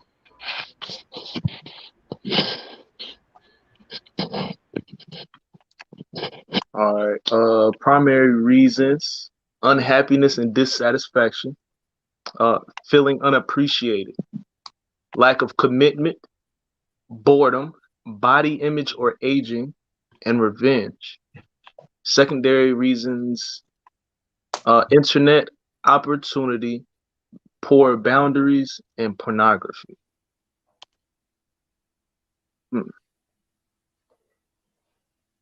I think that those are valid, right, in terms of separating primary and secondary reasons. Justifications for cheating, definitely not. You know what I'm saying? Definitely not in that space. But to what Darrel was saying earlier, he was saying that he wouldn't mind his girl having a male friend. When he said that, what I was thinking about was what kind of attention is it that she's looking for men? Because I do think that men, of course, on the surface level, men generally are like, oh, they're worried about sex and everything like that. Like that's the idea that everyone has. But you know, would you be upset with your woman trying to gain the attention of the opposite sex if it was for professional reasons? You know what I'm saying? If she has someone at her job that's actually teaching her the right way and she's trying to figure out how to get his attention to teach it. Like there's so many different dynamics, but cheating always comes to me primarily from communication. Period. End of the day, all of it is just communication. It's just, are you communicating properly in order to avoid a situation like that? That's just really what it comes down to me at the end of the day. Appreciate that, fam. Appreciate that. Keep going, because I see certain reasons why people cheat, and people want attention. So what happens? Hold on. The primary reason for attention is unhappiness, dissatisfaction, feeling unappreciated, lack of commitment, boredom, body image, aging, revenge. Secondary reasons: internet opportunity, poor boundaries, and pornography. People look for attention because they're not satisfied where they're at. They desire certain things because they're not getting it from home. But one of the things we're going to talk about towards the end is opportunity. But let's focus on the little things. Why aren't women happy with their men, and why aren't men happy with their women when they cheat? Please, let's talk about it. I think a lot of times it can have to do with and Darrel, can you hold down the thing, because I gotta go on and fix something in here. Thanks. I got you. Yeah, this is my last point before I go. I do gotta run. I think a lot of it happens because of people sometimes when you get in relationships, things change. You change, your partner changes. And at times, sometimes we come in with relationships with ideals and criteria that are not realistic. And, once you make the commitment, now you're committed to that person. So, they're changing, you changing. Sometimes family members can pass away. Sometimes other traumas can happen, from the past or just within our relationship that can cause these behaviors. And people who do cheat, those people, they don't like themselves. They don't like themselves. And there are other determining factors that are going on that's making them do this behavior. So I think that in relationships, you always have to seek help if need be, if you feel like you're about to go down that road, or try to definitely work it out. I always tell people, don't be afraid to go, but also don't be afraid to stay. Do the best option that's gonna help both of y'all, so you can both be happy, because nobody wants to be miserable, but also nobody wants to be alone either. So, you got to keep all those factors. You got to keep all those factors in mind. But thank all y'all for having me on. Peace to King, peace to the whole panel. I'm holla at y'all. Peace. Maricela, if you can you please put that last slide that you had up? I kind of wanted to refer to it.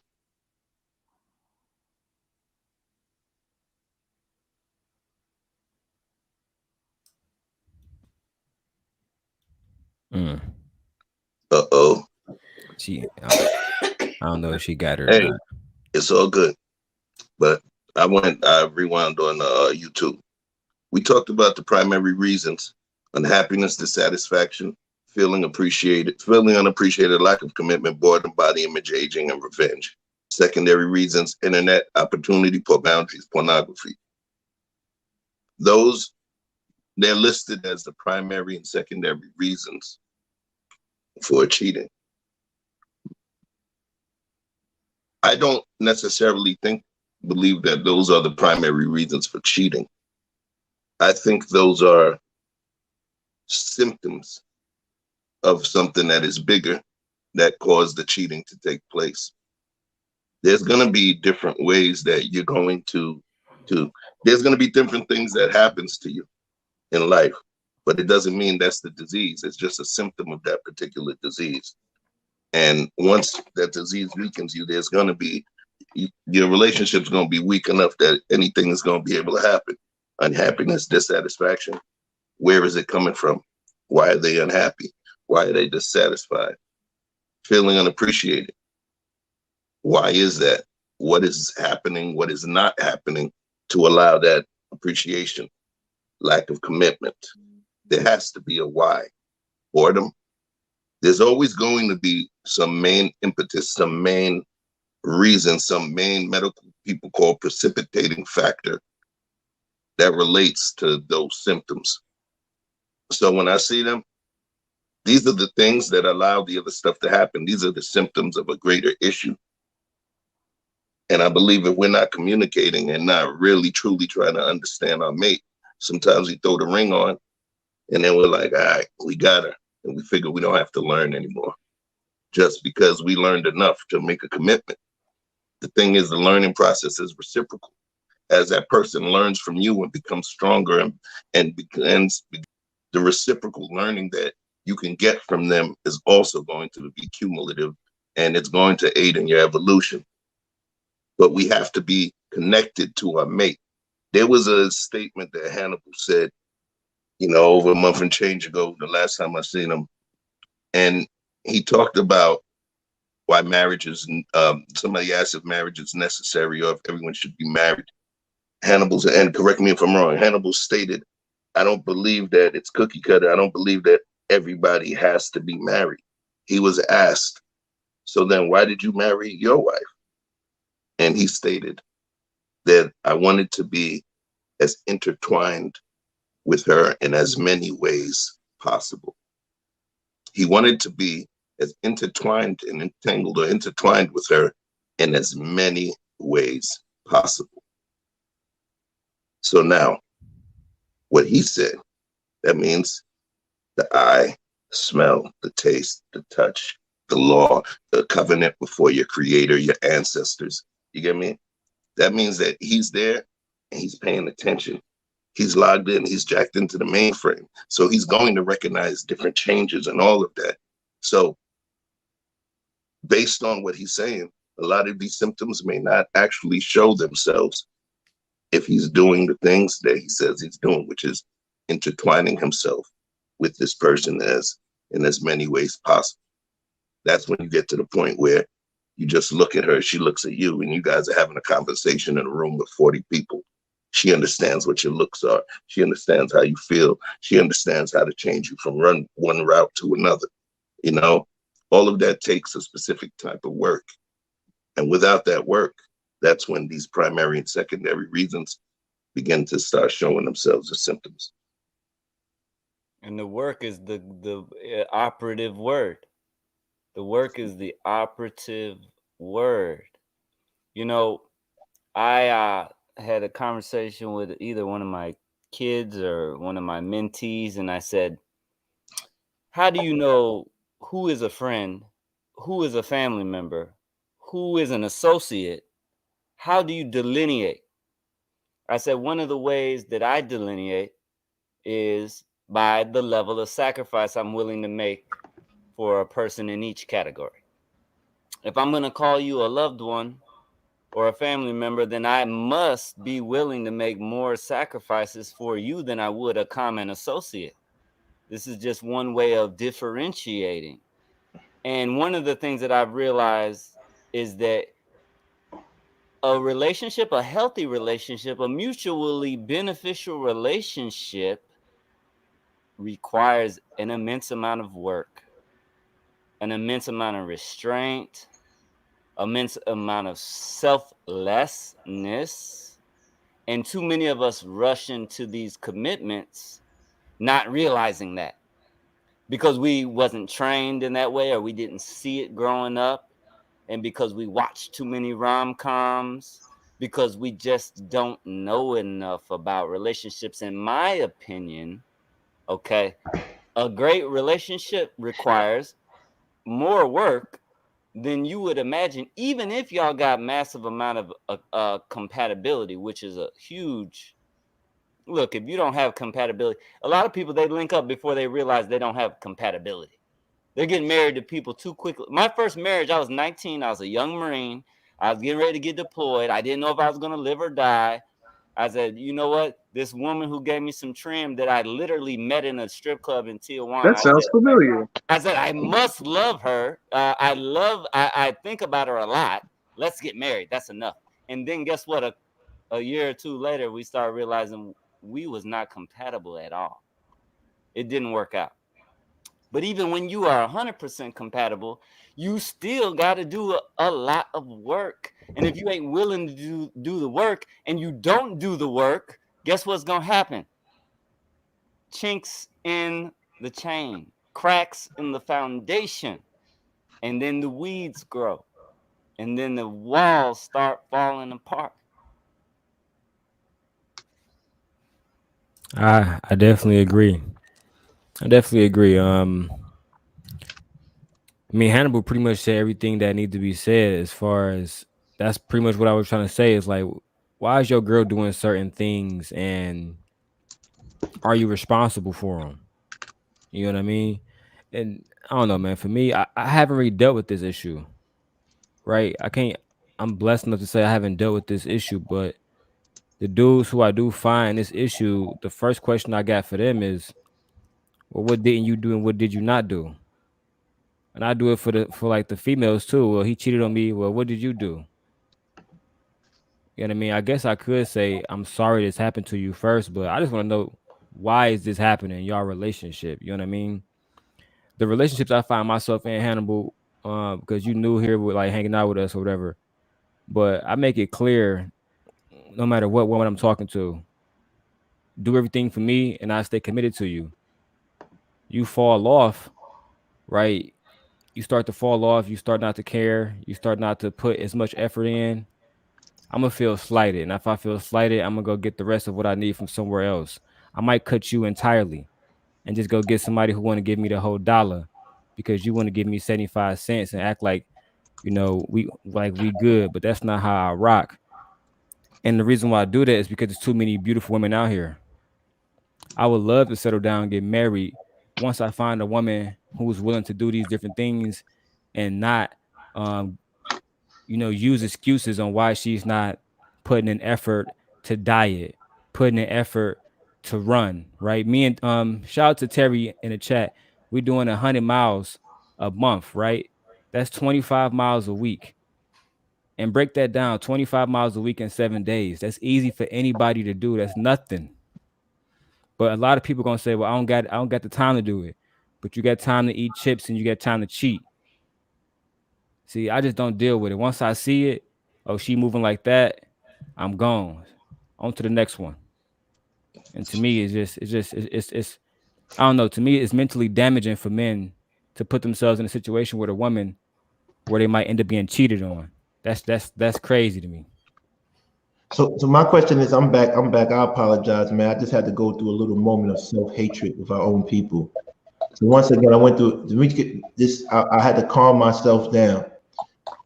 I don't know. I live in one of the best buildings in New York City, and for every reason, when they get a new concierge, it's one of our brothers. And for some reason, they don't believe I live in this building. To the point that hold on, I just want to make sure this, to the point that simple things like delivering food, they start lying. It's sad when your own people don't think you belong here. This fucks me up. I get more love from my white neighbors, my Asian neighbors, but self-hatred. Like people want me to go back to the feds, man. Why do I have to put hands on? I don't want to do that. So I had to literally walk fast away from the situation before I did something to him. You know what I mean? Like I had to run away from the situation. But let's get back to the topic at hand. And the topic at hand is this is crazy. Another black dude just don't believe a black man could live here. Or just don't believe a black man. And I'm a cool one too. Everybody in here mess with me. I'm cool. But you know, that's a whole nother show. That's a in whole and of nother show, itself. man. That's why I'm trying to get That's back a to the whole whole nother thing, show in man. and of itself. But anyway, back to profession. Let's stop talking about cheating on men and cheating on women. Let's get down to the real issue. How many men here love what they do for a living? How many men have neglected their wives because of their professions? I know you better put both hands, 100 watts. Put both of your hands because you so into business. I know you neglected her. Don't give me that. Well, before that, How many here have spent more hours with their job to make the same pay and neglect their woman? Same pay. Yeah, because sometimes you put hours in your job and you're still gonna get the same pay if you do less hours. So how many of you have spent time at your job and neglected the needs of your woman, knowing that you're gonna get the same pay anyway? 100 watts, talk to me. So to get started, Hannibal made reference to being a young Marine and everything like that. That is something that I can relate to because I went straight into the Air Force right after high school, right? So in terms of neglecting your family and everything like that, on the episode that I'm about to be uploading tomorrow with me and my father, we're actually having a conversation about, you know, being in the military. And one of the things that they say is if we wanted you to have a family, we would have issued you one, right? So because mission comes first and the things that they train you and the things that they teach you, you're going to have to neglect your family because we need you to be in this formation by such and such time, and you're going to be here for 14 hours a day, and you have no choice but to suck it up and do that. You know what I'm saying? Because that's what you signed up for. So people are in different positions to where you probably just going to have to take the L and neglect your family, because some of us have the experience where you have a job. If I do take today off, I'm not going to have enough money to pay lights. If I don't go to work tomorrow, I'm not going to have enough money to pay rent. You know what I'm saying? So you're going to have to neglect your family to put that time in, whether you're getting paid the same or more. Sometimes that's what that is. But like I was talking about earlier, like the communication, if y'all are not on the same page, understand that, hey, this is where we are financially. This is what we need for our family to survive. If y'all are not on the understanding of that, then that's when someone makes the self-hating decision to step outside of the understanding of what y'all need to go find appreciation from someone else.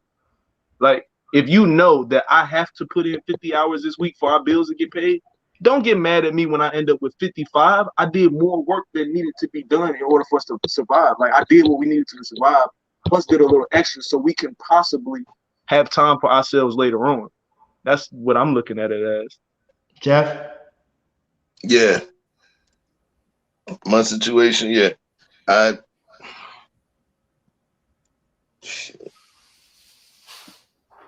Yes. I put, there was times where, and when you're the man within the dynamic, you're a man within the family, you can put every rule you want to put up. But the thing is, there's going to be tough decisions that we have to make. A president goes to run a country. He talks about all of the wonderful things that he's going to have to do. He doesn't talk about the foreign leaders he's going to have to assassinate. But that's a part of the job. That's a part of the job. So for me, I think with my situation, yeah, especially over the course of the last year and a half with this whole pandemic situation, it put me in a position where there was going to be more hours that had to be expended for the needs of business. It's not just one business, chef in the studios, corporate executive. So in order to provide a certain lifestyle, in order to be that man of the home, there's going to be the time where you're going to have to leave from being able to hug your mate every night, and you're going to have to go into the wilderness to go slaughter the lion to bring back on your back. There's going to be times where we have to go to war during wartime, and we have to leave our mates and lean on their strengths with our children and with our household, our domicile. But by the same token, there's an understood thing that we're going to have to do that. My grandfather, rest in peace, he was big in the Pentecostal church, but he was also a minister. A minister is in a missionary. So he traveled through Asia, through China, through Africa, bringing Christianity to different parts of the world. And he was gone for several months at a time. And the funny thing about it, they had 13 kids, right? So it's like whenever he would come back, that was when another one of my aunts, my uncles and my aunties was conceived. But there was an understanding that with this magnanimous duty and responsibility that we have, that this is the kind of thing that's going to happen. They're not just sacrificing seeing their husband. We are sacrificing the warmth and the caress of our queen. We are sacrificing laying with that person every day and all of the wonderful things that the regular Joe Schmoes can do. We're sacrificing to be able to provide better for that person. So am I guilty of that? Hell yeah. And as ironic as it sounds, it's a proud guilt. It's a proud guilt. I know I'm guilty of that. But then remember when we talked about symptoms and the root causes before? This is just a symptom of the greater good, which is, my desire to perform my duty and then handle my responsibility. So, yes, I was guilty of it. Yes, if I like putting my lady in some Balenciagas and all of that good stuff, then more than likely I will be guilty of that shit again. If I could interject real quick. So you mean to tell me that materialism and provision makes up for time that you can't replace? No, you can't do that, yo. Materialism and provision, we're not putting those together. There's a difference. I see what you did there. You said Balenciagas. You did say Balenciagas. I have to listen. That was my little flex at the end. Let me flex. Okay. I like to keep my lane in Balenciaga. That's my flex. Let me get that. Okay. So here's my thing. I had a good point. What about the kids don't understand that? You cheat on your kids. The kids don't understand that. Robert, Hannibal, Chef, Darrel, everybody with children. The kids don't understand that. How do you explain to them? Because you're cheating on them. I definitely got something on this, but I'm gonna let y'all go first because I've been running my mouth too much. All right, I'll go ahead and get it out the way then. Darrel, can I get 1 second? Oh, yes, sir. I appreciate you, Darrel. You know you're my favorite horseman, right? My guy. And get him off the stage now. Get him out of here. I'm blocking him. I'm with Chef all day. That's crazy. I'm with Chef all day. Chef, I appreciated what you said, Chef. And you said sometimes you gotta go to war and you gotta get out there and get it. I felt like you were saying it like figuratively, like literally. I know 3 people that had to go to war in this panel that had to lead a family. Mm-hmm. That's why I use that. Yes. Mm-hmm. So no, Chef. I'm not even trying to criticize. No, I know. I'm agreeing with you. Kind of triggering me because you know what I mean. You got to lead your family. You got to go over there and fight a war for somebody that you don't even know, and then your whole day is trying to just survive. You see what I'm saying? So let's just bring this to relationships. As a man that has seen a lot of things, right? The only thing that makes me happy is a woman. I swear to God. I wake up every day and I'm like, yo, when next time I'm gonna see some thighs? When the next time I'm gonna see some boobs? When next time I'm gonna lay with one? Because I seen the bottom. You see what I'm saying? So, like, I love the show, man. Everything like that. But it seems like in this atmosphere that y'all have, y'all make the women the enemy. And I'm not saying you, Chef. I see your face. But it seemed like, hey, get your dollars up. Get your money up. Then go get women. Nah, get women while you're doing what you're doing. Because it's going to make you better. Like Hannibal said. And I don't kind of believe in the spiritual part, but a woman will motivate you to be better. A woman will make you be stronger. That will make you go out there and take those no's. Because I know, like, most men on here right now, you took 3 no's today. And you don't even know it. You know? But at the end of the day, women make it better for what we got to go through. That's all I'm saying. And Darrel, you're still my favorite horseman, and I appreciate you giving me a second. So go ahead. I'm kind of confused though. Why is that, sir? He said on this show we feel like we don't need women, Well, you said what you said, because I want to get no. I'm not saying this show, sir. I'm saying the atmosphere. Like I heard about the manosphere, red pill. Okay. I'm not saying. Oh yeah. Sir, we missed it. We missed the explanation for you. Oh, Mr. Watkins, hold on. We gave the rocks and the flowers. I got to give you the other one. That was the other piece that we forgot. And so you're gonna catch where we're coming from. One of the things we say is here, we create an inclusive place. This is not manosphere. This is our sphere, right? We are not red pill. We are not blue pill. We are not red pill. We are not blue pill. We are true pill. And if you go to our Facebook page as well, you're going to see the symbol that represents it, which we're going to be making into an emoji, a custom emoji that you guys could use once we get monetized. But it's a green pill with the word true on it. So one of the things I want to make sure that we do that was extremely important to me was for us to delineate ourselves from that manosphere type institution. A lot of, I believe, what takes place in there is needed. However, some of it is built in hate, and it's required because it's an extreme. And sometimes to create change, everything can't be done within a moderate fashion. We can't always, kneel down on the bridge, right? Sometimes somebody has to go and talk about the ballot versus the bullet. So that happens to be an extreme, but we don't represent that extreme. So we consider ourselves, we call it our true pill community guard, where we actually bring the sisters up to participate and have a major say. This is literally the first broadcast so far where we haven't had a flower up on here, but because we got three powerhouses sitting here, father and son duo, which is probably one of the most beautiful things that I think that is happening, right? And then we have a brother that has a viable message that was thwarted by virtue of ego and pride, and I'll leave it at that, right? I'm leaving it. So if I'm messing up the flowers coming in, I'll get off. Oh no! We can take a rock. I don't know the engagement. I don't know when your screen is on though. When your screen is on, I'm seeing the engagement lifting, so you might actually be the flower power we need in this piece. Anyway, I appreciate you, Chef. Hey, can I get? I see King in on here. Darrel, again. Whatever you got to say, man. You my favorite horseman. Take your time. I think King got the oxtails. When you see King leaned off, that's the oxtails. For me, because I believe King was talking about when we work hard, take time away from the kids. I want to focus on that still. We talked about this a few shows ago, and like the way that I move is at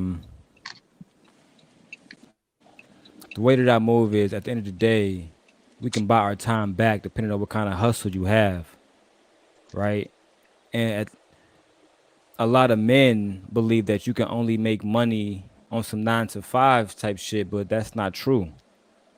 I can make money by my time back and then spend time with my family, take my family on trips, take them on vacations.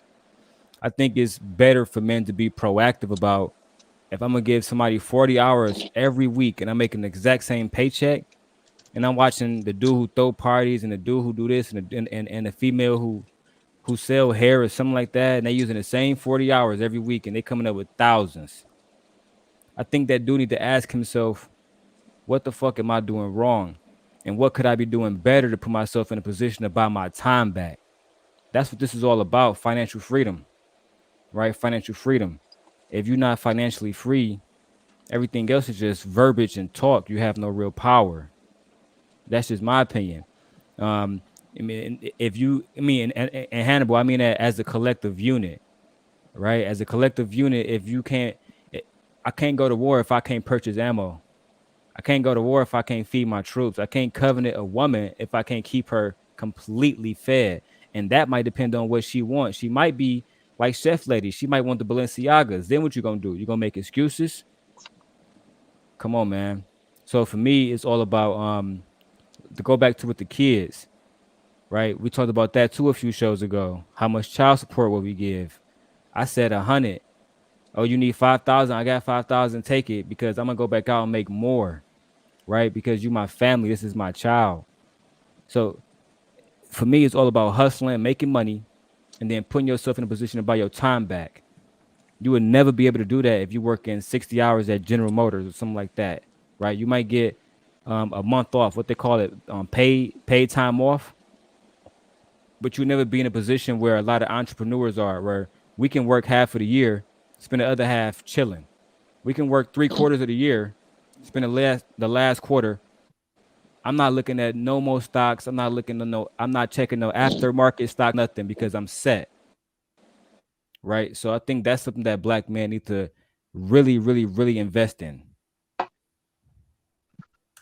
So if I may, based on what you just said, so for one, speaking for myself, for example, the information that is needed in order to be able to do what it is that you're speaking about, I didn't have that information, right? So the information that I have as a business person, the things that I'm thinking about now, I didn't get for myself until I was about 27 years old, right? So for a long time in my life, the only information I did have was working the hours, you know what I'm saying, and being in the military and things like that. That's the only thing that I had, right? So even once I gained the information to start getting into that space, there's still a sacrifice of time that needs to be made. There's still me separating from the family and from the children and everything like that, because I'm going to have to work these 40 hours plus on the back end, put these 10, 15, 20 hours into the business so that way I can leave away from the job. So it's just going to have to be understood. It's going to have to be communicated. I just feel like that's going to have to be understood and communicated, and knowing no matter where I'm at right now, in order for us to take the next step, this is what has to happen. You know what I'm saying? And that's why I say communication is the most important part in the entire process when it comes to all of that time. No, I definitely agree. Like, I know guys who are truck drivers, they away from their family for months, but they bring the bag back, right? And you're right. It's something that got to be communicated, got to be agreed upon. How can we handle it while I'm on the road? Are you going to be calling me? Whatever it is, how we going to structure? How can we create a structure that's going to propel us through this, right? Get us to the motherfucking end game. That's the ultimate goal. So for me, yes, sir. What's the longest you've been away from your family?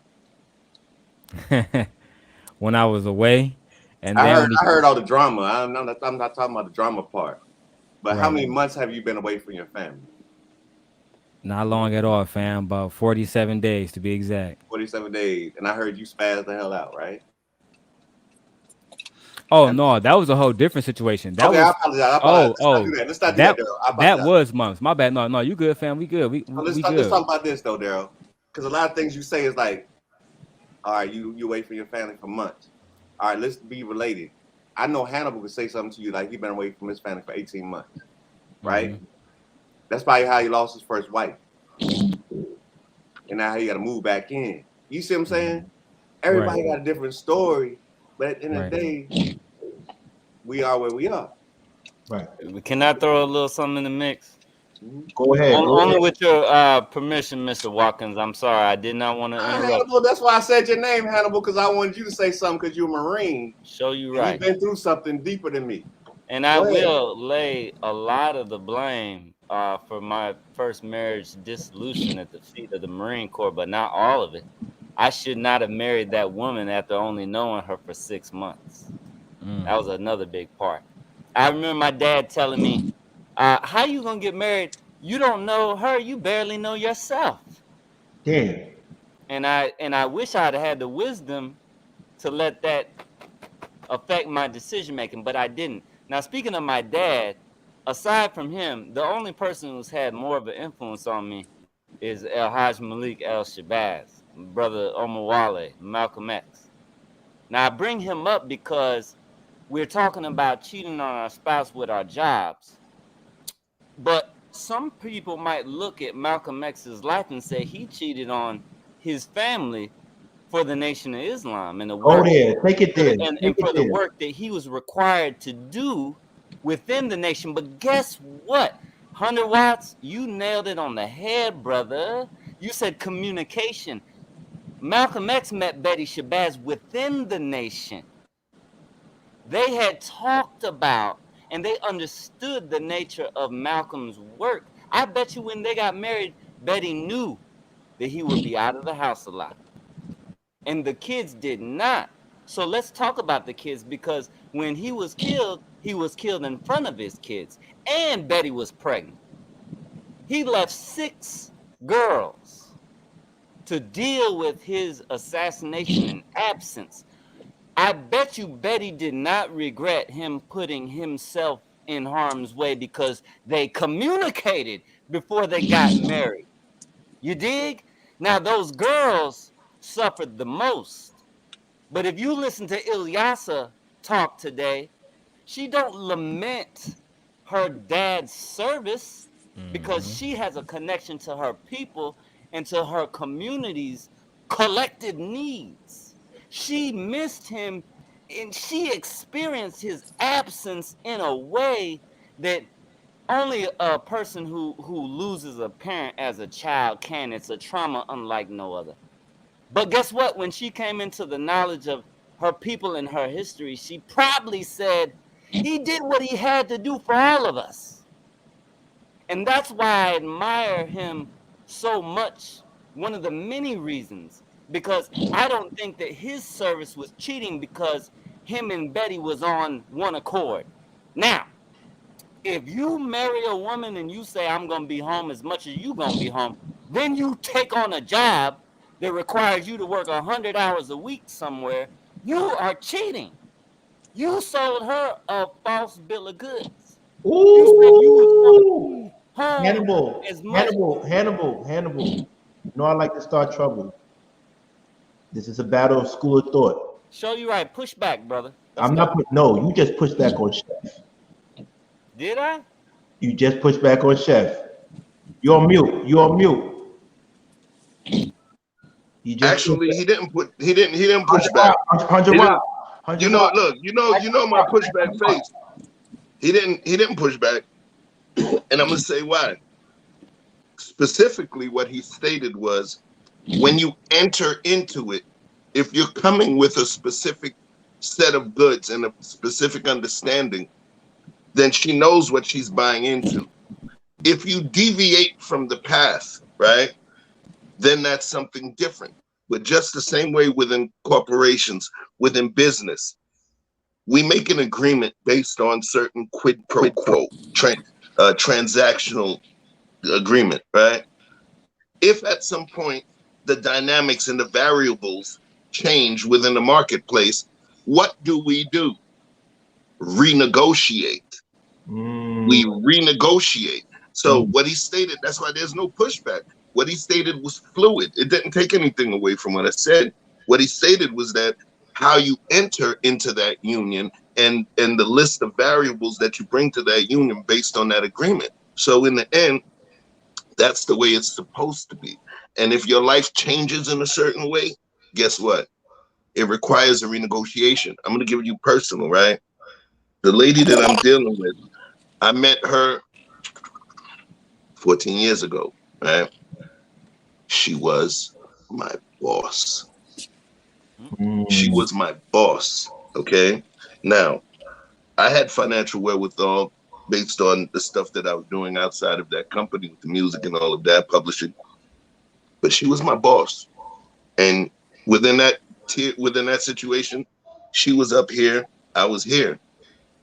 At some point, eventually, a few years in, we became friends, and then eventually it transitioned. But the thing is, coming to the table, she knew what I made at that company. She knew so many things, and she expected a certain thing. But here's what happened. I just can't do anything basic. I ended up moving up within the company. To the point where it became peers, and I've become a very celebrated person within that big-ass corporation.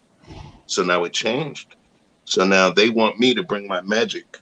They want me to bring that chef stuff to this place, to that place. So I'm spending this amount of time here. I'm spending a few months out of the year in Boise, Idaho, in West Virginia, in Huntington, West Virginia, in Cerritos, California, or potentially the Philippines or Guadalajara, Mexico, those different things. She was there when I was shooting in the gym. It was her gym. So at this point, she helped put that work into me. You get me? She allowed me to spread my wings and understood what that path took. So she already had it in her mind what it took.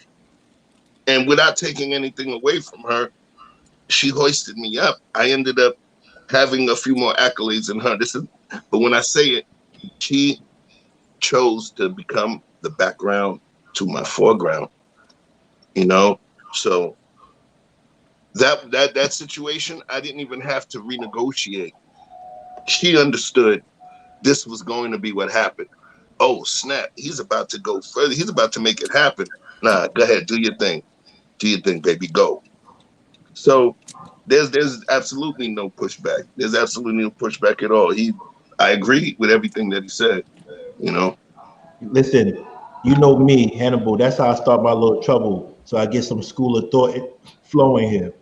That's why we have solution based. So here's the real question, because we need a solution for this. Matter of fact, let me hold that for you, because E Black is going to make an entrance in. So I'm going to hold that for you. But E Blizzy, let's talk about the Black leaders in our community that have cheated on their wives. That have cheated on their wife, not with their purpose, but with other women. Let's talk about those Black leaders, and do we still have to revere them? Do we still have to show them the respect they had because of what they did for the nation, but they couldn't do for their women? Because they had loyalty to the nation and loyalty to the purpose, loyalty to their mission, but not to their own wife. Can you still respect the man who cheats on his wife but doesn't cheat on his nation? Talk to me. Talk to me. Yeah, you can. I feel like you have to separate, the sin from the sinner, right? And so in a situation where you're dealing with a lot of stress consistently, not to say that it's right, not to say that anybody you should did, do brother. these things. You did. Well, not really. That's not what I'm really. I know that's what that implies, but I feel you, bro. You're trying to protect the man code. I respect it. You get what road I'm going down. But right. What I'm saying is when you on such a high platform and you're dealing with a lot of scrutiny, it's gonna come with a lot. You on the road a lot, you're dealing with a lot of pressure, a lot of stress. I mean, these people are human. That's what I'm getting at. People are human. People break. Basically, is what I'm saying. The only pushback I can say to that, because I'm a man and I love multiple women, I'm not going to lie to you, but I can only be loyal to one. If a woman says, "Hey, I cheated on you, but I'm saving our nation," you wouldn't feel the same way. No, of course not. I mean, for me, what I'm trying to say, so it's not right. Right. But I'm a simp. I'm not saying that it's exactly right. I'm not saying that it's right. But what I'm saying is you have to give people deference when they're in a position to help a community. You're taking on a lot for those outside of yourself. You're taking away from yourself, from your family. Again, you do want to hold these people to a standard, of course. You never want to give people an out or an ability to say, "Oh no, I don't have to be accountable." Right? So you're saying to me, Robert, let me get this correct. We're gonna go to another fella, but we could rebuttal. You're saying because he has more impact on the world and the community, he has a right to stray off. Because he makes more. Hold on. Because LeBron James is MVP, he has the right to live the life that he wants to live. So talk to me. No. I would never do that, because I wouldn't want to advocate for that, because I wouldn't do that to my woman. I love my woman. So whatever position I'm in, I would never do that. But just speaking in terms of being realistic, men are men. When you out and about every day, you don't get that caressing of your woman. You don't get that closeness of your family. That's healing to a man, when you at home with your family. You don't have that every day, you know, if you out and about on the road. So I'm giving men an ability to have grace, is what I'm saying. If you mess up once, that doesn't define you. Now, if you continuously do it, okay, we have a problem. And they did that. MLK continuously cheated. He was a known womanizer. I don't know if that's a fact, though, brother. I don't know. It you is. know, No, they have the FBI files. They released the videos. Okay, well, that, you know, that's on him, I guess. But I'm just speaking of, if a person messes up once, you know, let's not hold their feet to the flame, especially if they're doing work for the community. You know, that happens a lot in the Black community where we break men down. I'm talking about all these. I'm talking about pastors. I'm talking about pastors as well. Well, that's a whole different story if you want to go down that path, because we know what goes on there. But they're leaders. They are in some sense of the term, but nowadays that's not even really a thing anymore. People are more spiritual nowadays rather than religious. Okay. Next up. What you got to say about that 100 watts? Talk to me, because you shook your head. I mean, I'm really trying to, like, when you ask the question, I'm really sitting here and I'm really thinking, like, I don't want to just be like, no, use it, you know, an immediate response. Like, I'm thinking, like, what is a good answer to that question? And it's like the first thing that popped in my head was, you know, like, I know plenty of people that are into taking care of their bodies and working out and stuff like that, but every now and then they have a cheeseburger. But you know what I'm saying? But then it's like, is that a valid equivalent? You know what I'm saying? I'm really just trying to understand what is a valid answer to something like that, because a man cheating on his wife, but you know, MLK cheating on his wife, like, are you gonna, does I Have a Dream hit less because you found out that he had, you know, a couple of side pieces, you know what I'm saying? So I understand what he's saying there. It's just, it does come, like, if you're built on a certain, if you're presenting yourself to be built on a certain set of morals and principles, and you can't even maintain those principles within home, I can see how people don't believe what you're saying. Right. You know what I'm saying? So it's just, what is a valid response for that? This is why I ask these questions. This is why I ask these questions, 100 watts. That's why I think, 100 watts is the truth. I think he's going to be one of the new people that shift the paradigm with you. Watch out for him. But what I want to say is this: let's not focus on the I Have a Dream speech. Let's focus on the fact that before he died, he said, "I have led my people into a burning house of integration." Let's talk about that. He became less of a social activist and more of a person, economical activist, because he realized integration destroyed us. That was his last speech, really. So that I Have a Dream was a dream. It was a joke. His last speech was about, but he cheated on his wife. This is my thing. My parents been married for close to 50 years, over 40 years, close to 50. And I respect my father because the thing that he loved the most, he never betrayed. How can you tell me you love me, but you don't love your other half enough to be honest with her? Now, if you have an open relationship, that's on you. I respect that, because that's where hopefully I'll get one day. But if you tell a woman and you give her your word, your oath, your covenant, you pledge to her your undying love, but you cheat on her constantly, how can I trust you and your message? I'm just saying, Hannibal, get nasty with this, brother. I know you about to get And I can because I've thought about this deeply already. And that was funny, Chris. That was funny, Chris.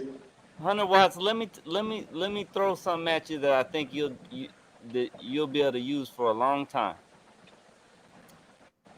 Human beings, we have a tendency to want to think in the binary. We want to like somebody or not like them. We want them to be a good person or a bad person. But here is the truth of the matter. Binary thinking is unevolved thinking. Most relationships are quantum.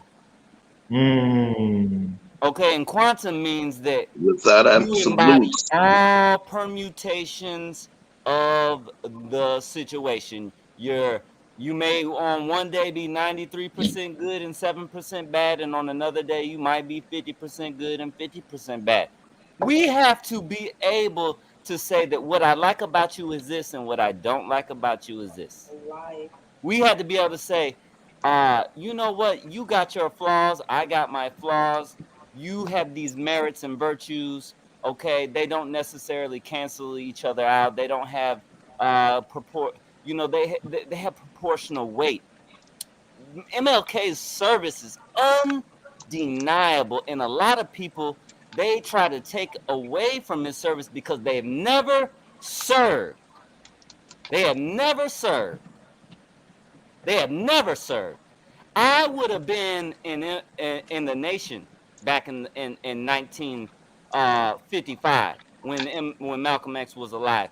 But I would never say that MLK was not valuable to our community. Okay, but guess what? Guess what? I ran the streets when I was a youngster, and it was fun when I wasn't getting my head bashed in. Okay, it was fun being a gangster and having respect and status and access. And Malcolm X was an outlaw when he was a youngster, and he went to jail for it. And when he came out, he never went back into the streets, and we know that because he had just as much federal surveillance as MLK did. So we know he didn't deviate. We know he didn't backslide. We know he didn't cheat on Betty. And that's why there's a picture of Malcolm X in my house, and there's not a picture of MLK. But I'll never, ever take away from his service. He died in the service of people in general and black people in particular. But that doesn't mean we can't say your service was valuable, but your goddamn infidelity was shameful. It was shameful. And it got in the way of your message. There's people today who ain't gonna be able to internalize the spiritual upliftment that he can provide because they know about the infidelity. Right. See, that's the thing. That's the thing.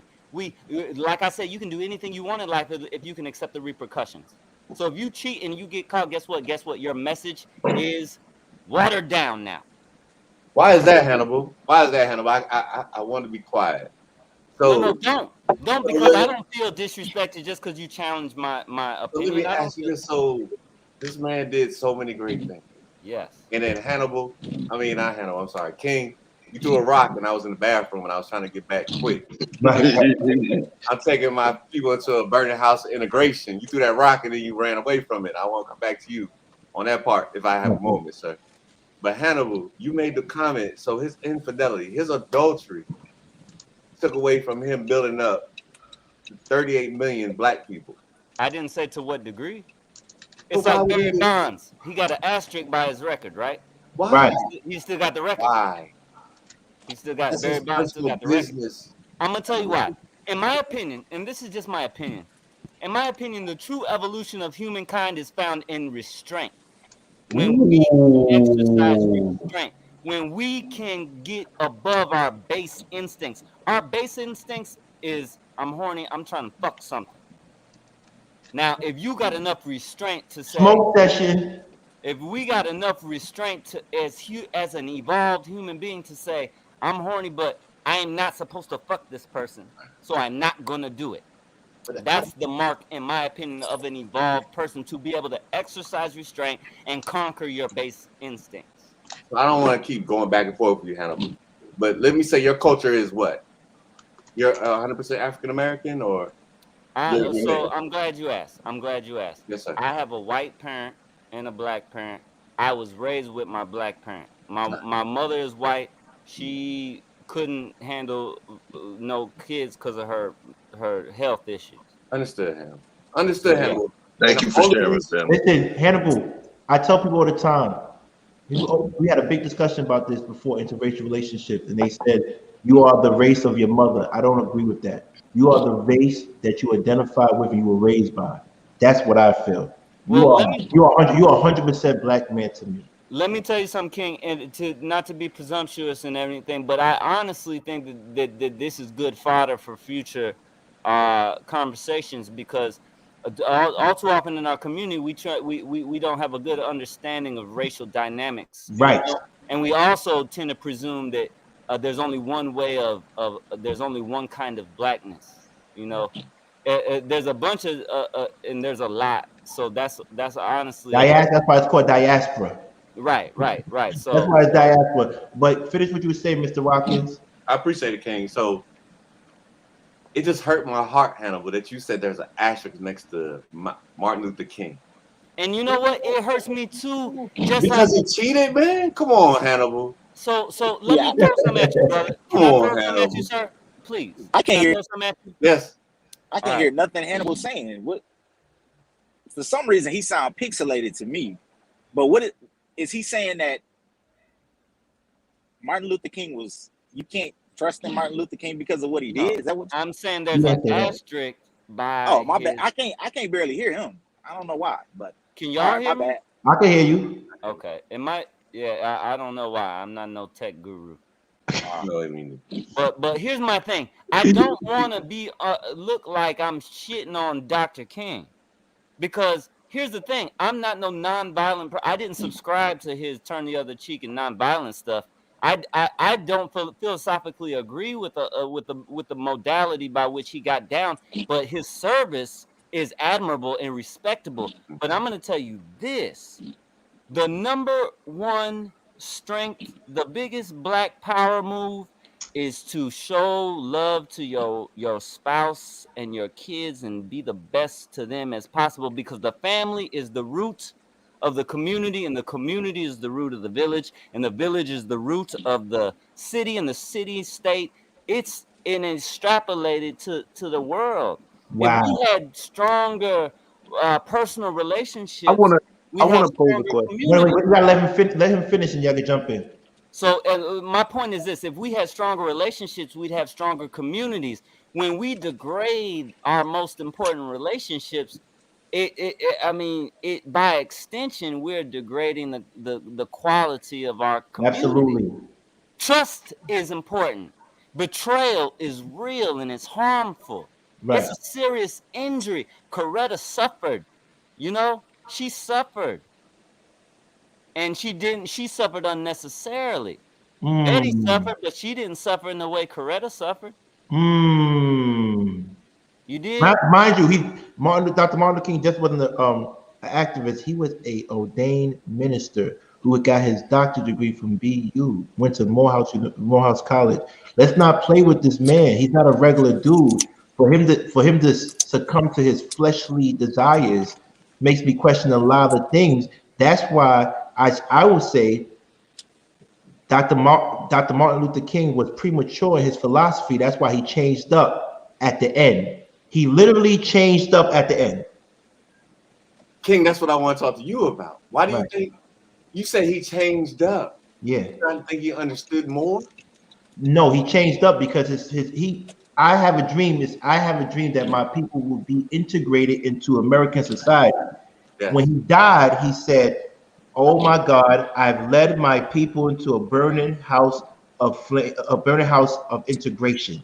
There's no way our people could rise if we're integrated. The black businesses falls if we do integration. It falls. It just. I respect that statement. You don't think that was revolutionary thought, King? Right, because Malcolm X switched up his thought processes. No, I didn't get on Malcolm X yet. I'm waiting. I'm waiting for. Okay, my bad. And I can talk about Malcolm X too, because there's written documentation that he left the nation, right? And that's why he changed his name. And he realized that, guess what? Muslims, there's white Muslims, there's Asian Muslims. The biggest Muslim population is in Malaysia. In Malaysia. So he realized it's not what they thought it was. So, and also let's get real spicy. There's documentation that his daughter's refuting right now that Malcolm X, when he was red, he was bisexual. He had bisexual encounters. Oh, man. See, this is documented. No. Hold on. I'm not just talking about. It's documented. But you gotta give him grace because he was addicted to drugs. Manning Marable, he wrote that book and got that convo going. Right. So I'm not the best documentation, but he was addicted to drugs. But when he got with the nation, that's when he met Betty, and that's when he changed his ways. So you can't count that. Mr. Watkins. Yes, sir. And I mean this with the deepest sincerity. We have to love our ancestors and our leaders and our fallen leaders and our role models enough to love them within their imperfection. True. You know what I'm saying? Like, I agree I'm with gonna that. be perfectly honest with you, like, and at the risk of pissing off a lot of people, at the risk of, I love Malcolm X in my heart, but guess what? I don't like what he did with his spiritual father, Elijah Muhammad. He can have issue with Elijah Muhammad and not go on the TV with white people and besmirch him on the fucking goddamn TV. Understood. But and to Well, me, well, What's the I issue? got to get yeah, some. hold on real quick, Sorry. because Malcolm wouldn't be nothing without Elijah Muhammad. True. So even though Elijah Muhammad had his imperfections, don't air out our family's dirty laundry I with agree. these white motherfuckers on TV. You keep that in But- house. But I love him in his imperfection. Even though you did something that I can't stand behind, I know you're just an imperfect human being doing your best, as we all are. But can I get some pushback? If Yes, he was you can. messing We're with here little for it. girls, don't you think that should be exposed? Oh shit. But I'm just you saying, know if that what? was the case. Yo, hold on, Rob. Should it be exposed or should it be? If Wait. that Should it was- be exposed or should it be dealt with? Hold on, Robert. Yeah. I fuck with you because we about to get real transparent here. I like that. I'm just trying to tell it. I like that. That's the type of smoke we have. That's it. But don't get mad when the fruit of Islam come in front of your door. I don't want no smoke. I'm joking. Go ahead. Let me tell you something, Mr. Graham. If that was in fact the case, you might be on to something. But what I know is that the narrative that comes out from standard channels don't always it ain't always consistent with the truth. I've met indirectly some of the children from from Elijah Muhammad's union with his secretaries. He's a Muslim and he was the head of the Nation of Islam, and within the tenets of the Islamic faith, having multiple wives is acceptable. The women that he had kids with are all known to everyone within the NOI. They were the fruit of his multiple wives. Okay, but you have to realize that the way it was represented to Malcolm before the internet, within the age of COINTELPRO, he was manipulated by the government. And the government has all the resources to be able to do this manipulation, and it's not hard to do. I could text somebody right now and tell them, your so-and-so said such and such about you. And guess what? If they trust me, they'll believe me, even though I just made up a lie. This is an example of what the COINTELPRO was doing with our leaders at the time. I don't trust those people. Don't love the nation. The government don't love the nation. Hollywood don't love the Nation of Islam. Okay, they slandered Elijah Muhammad and the nation to Malcolm in order to cause division within the nation. Elijah Muhammad was not fucking on kids. No, for disclosure, I don't know if he was. I'm just saying in general. I don't know if he was or wasn't. I just want to put that out there. I've shook Farrakhan's hand. I've met kids of Elijah Muhammad. Okay? Everyone in the Nation of Islam knows all those kids. And you don't you hide kids that are illegitimate. You dig? You hide them. Those kids are not hidden. Right. Listen. Let's stick to the subject. Let's talk about Nelson Mandela. He did 20 years, came out and cheated on his wife that waited for him. Should we still? Wait. But I ain't gonna let you do that. Where are we getting these facts from, brother? Wait. Technically, let's be real. When he was doing her thing, where you get that fact from? Google it. That's what I'm saying. Robert, I can show you my facts. Everything I said is proven. Right, but just like the brother just said, you know, it's a lot of misleading stuff that could be out there that could be false too.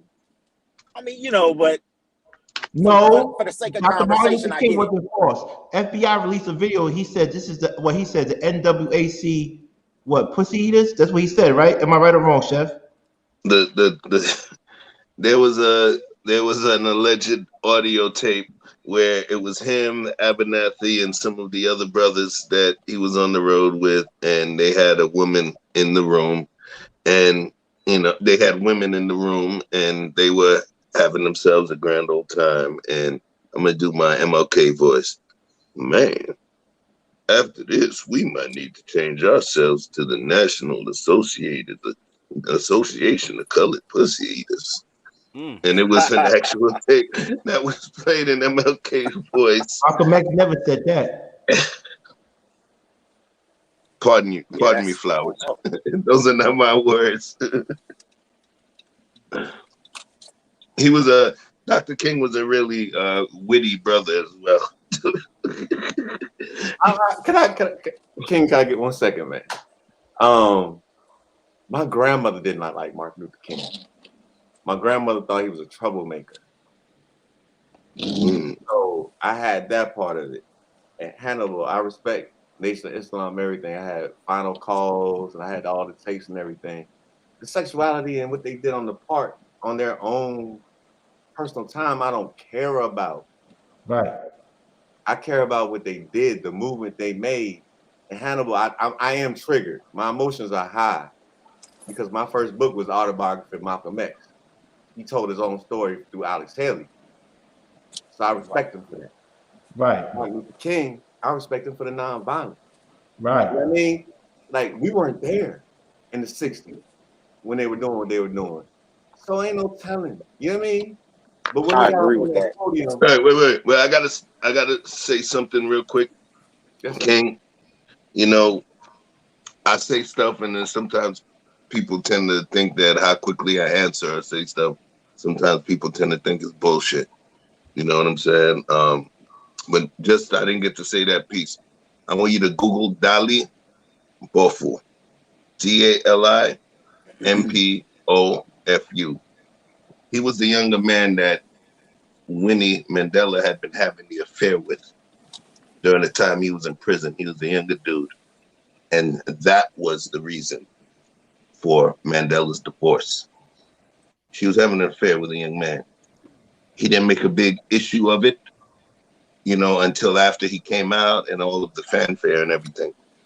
But obviously, I mean, I don't know what was going on in prison with him, respect, you know, but she was the one that was actually having the affair. It was her, not him.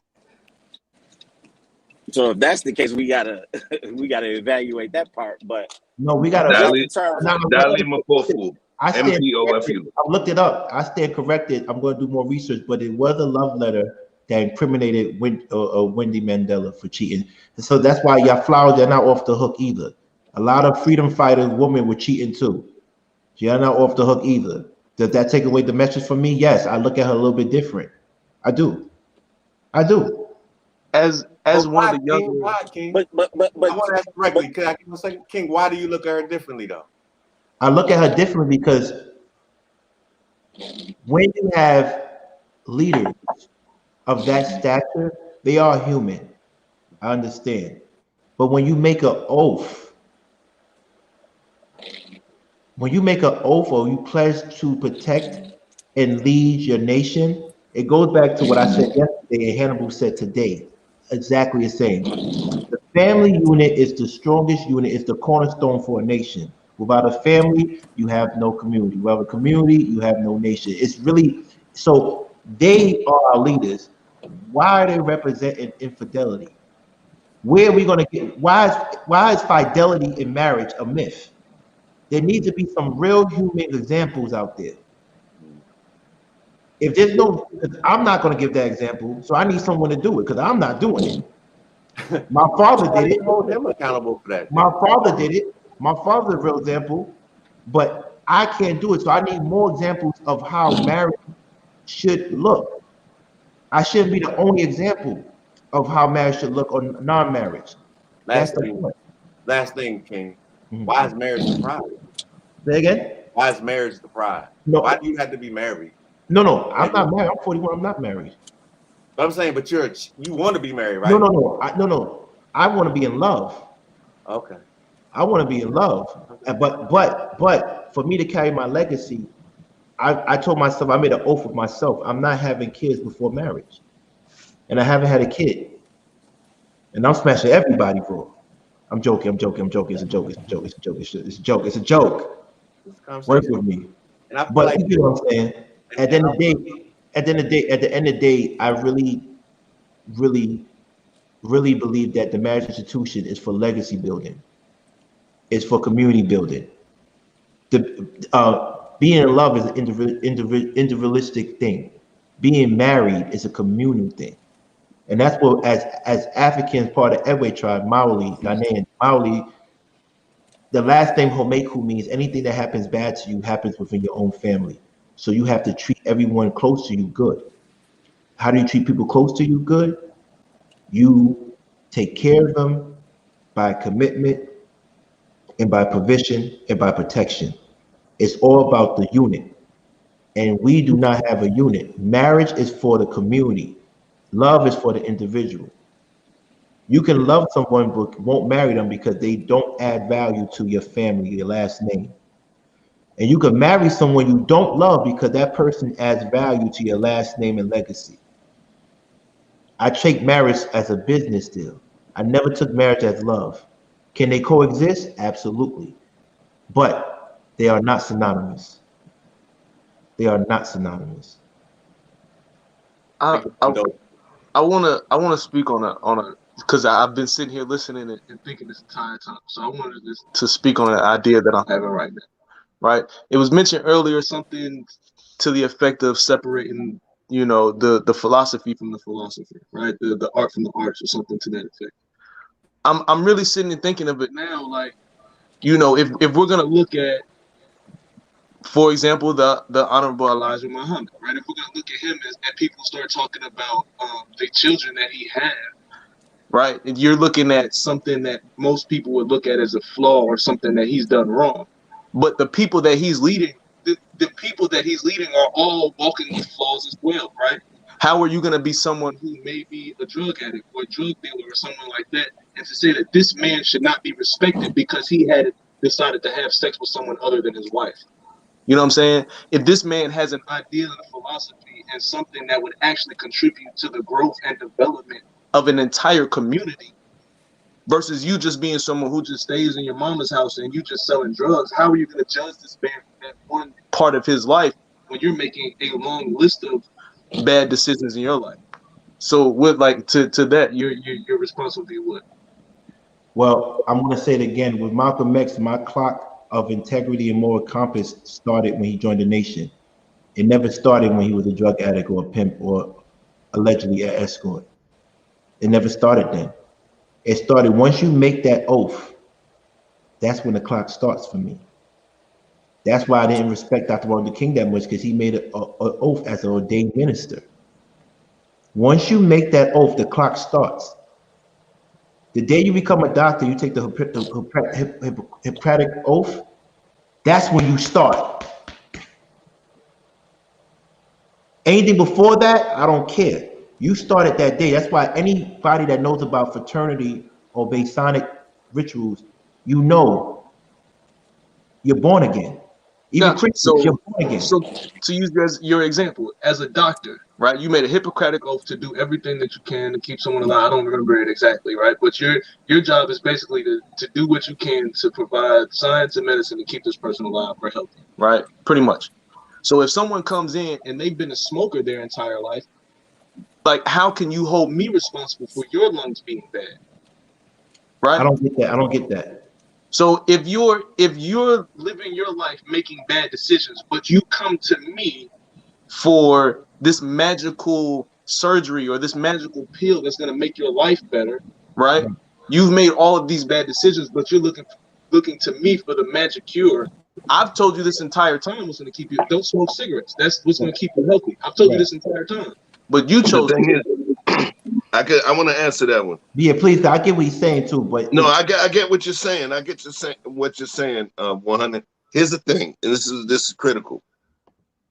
Within the dynamic of that job that you take, where you give that Hippocratic oath, that Hippocratic oath is an oath that you take, and that oath is not contingent upon anything except your oath on how you're going to move as a physician, as a caregiver. So you could have told them 30 times not to do a particular thing. When they come to you the 31st time, because of your oath that you took, you're still responsible to treat them with the same level of enthusiasm as if this was the first time that they came into your office. Exactly. And one of the things that takes place is that the high degree of income that physicians are paid is because part of it is they have to do this all the time. Everybody's not going to follow that prescription or that set of actions you're gonna need to take. But the thing is, no matter what happened, what they did do, what they did not do, there's no way that a doctor who's taking or a physician who's taking Hippocratic oath could be like, look, man, I told your ass the last 32 times, all right? Go die now. We can't do it. That's an oath that you take. That's one of the rules of engagement. So the emotion aspect, especially when you're a clinician, or let's just say a man of science. A man of science, a true man of science, has to remove emotion from the dynamic in order to be able to perform, because that emotion and that forethought is going to be the thing that may negatively impact whatever they're doing. So they have to remove the emotion. That's science. So I guess I can ask a better question to tie us back into what we were talking about, right? So my question comes in at this, right?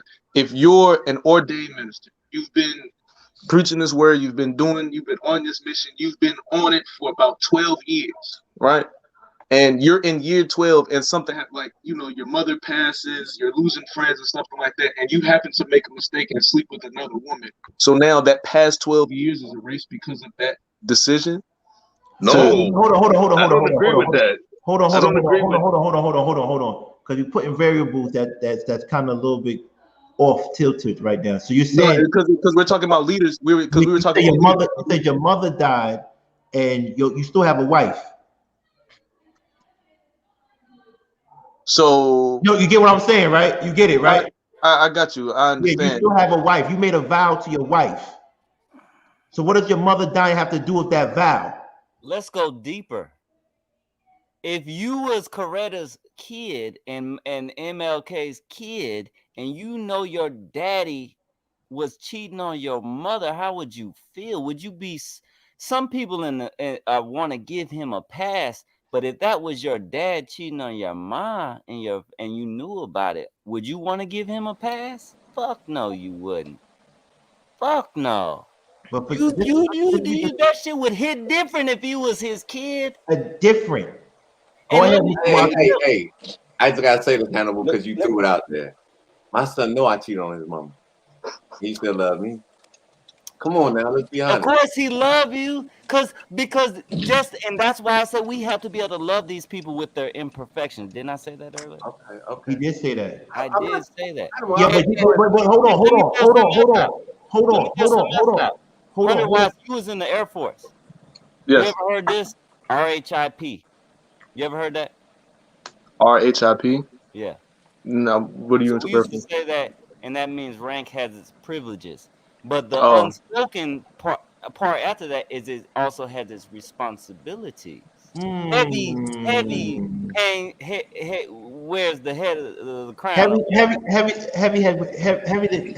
Oh boy. Heavy is the head that wears the crown. Heavy is the head that wears the crown. Heavy is the head that wears the crown. When we endeavor to sit at the top, we have privileges, but we also have responsibilities and a higher standard. Yes. And a higher standard. Let me tell you something. I saw somebody in the comments, and no shade, no disrespect, but somebody made the mistake that many people have had. They heard Farrakhan say in a 30-second snippet that if we dealt with a traitor the way a nation deals with a traitor, what business is it of yours? And guess what? That's damning on its face. But I'm here to tell you that that blurb came from a 3-hour lecture that was given on Savior's Day in 1993. A 3-hour lecture that I have watched 4 times.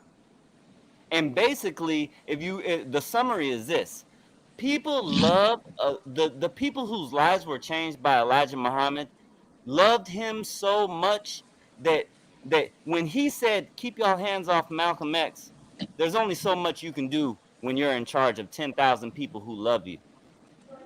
If somebody was slandering your daddy and disrespecting your daddy, you'd be mad enough to fight and kill, wouldn't you?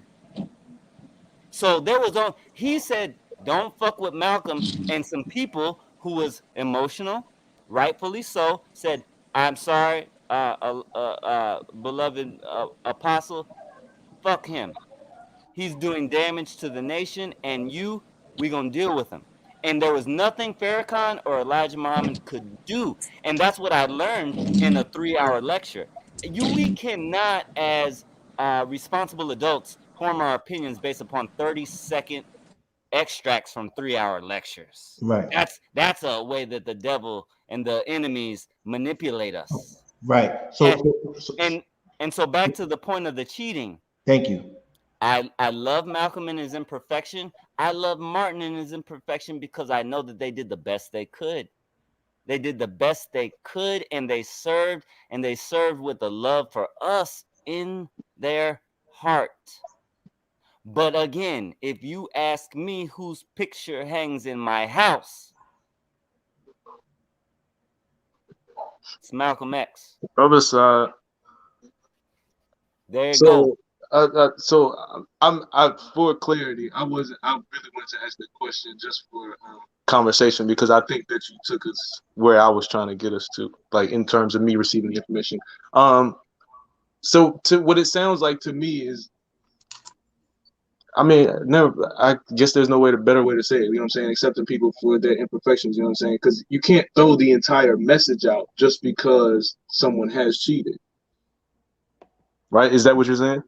Essentially, you know, like you can't. A philosophy and a theory is no less true just because the person who said it to you has personal flaws. So would you say that's based on what kind of work is done? So that would be based on what work you do, with the level of work that you've reached. Let me tell you something. MLK could have told me anything he wanted to about civil rights, but he couldn't have told me nothing about marriage and managing my wife. Cause if I knew that he was a cheater. Here's the problem with that, though. Watts, are you the type of person to listen to R. Kelly? Because his music was great. I don't. No, but based on your theory, his music is great. No, yeah. So in my past, yeah, as I was growing up. No. But now, as an adult, I do not to this day. No, I don't. But why don't you? Because I don't separate what it is that he's done with the music, because the music is represented by what he's done. That's rare, because most people like me stopped listening to him because he was what he was. Yeah, but most people say I'm listening. Most people tell you I'm listening to him because his music. I love his music. I don't care about the man. But a lot of times, honestly, there are people that are involved in stuff that we don't know about, right? So, like, for example, there are NFL fans all over the world, but how many of these individuals are involved in things that we don't accept in our day-to-day life? Well, once we find out, if a tree falls and falls and you didn't see it, and it didn't happen. But once you find out, then it's on you now. Got you. Right, so that's what I'm saying. We found out about R. Kelly. We found out about Martin Luther King. We found out about other people. So their standard of morality has to be questioned. I'm not saying don't follow the message. I'm not saying that. I'm just saying now he can't sit. He can't sit with the Titans and the gods. He can't, in my opinion. Agreed. That's my opinion. Yeah.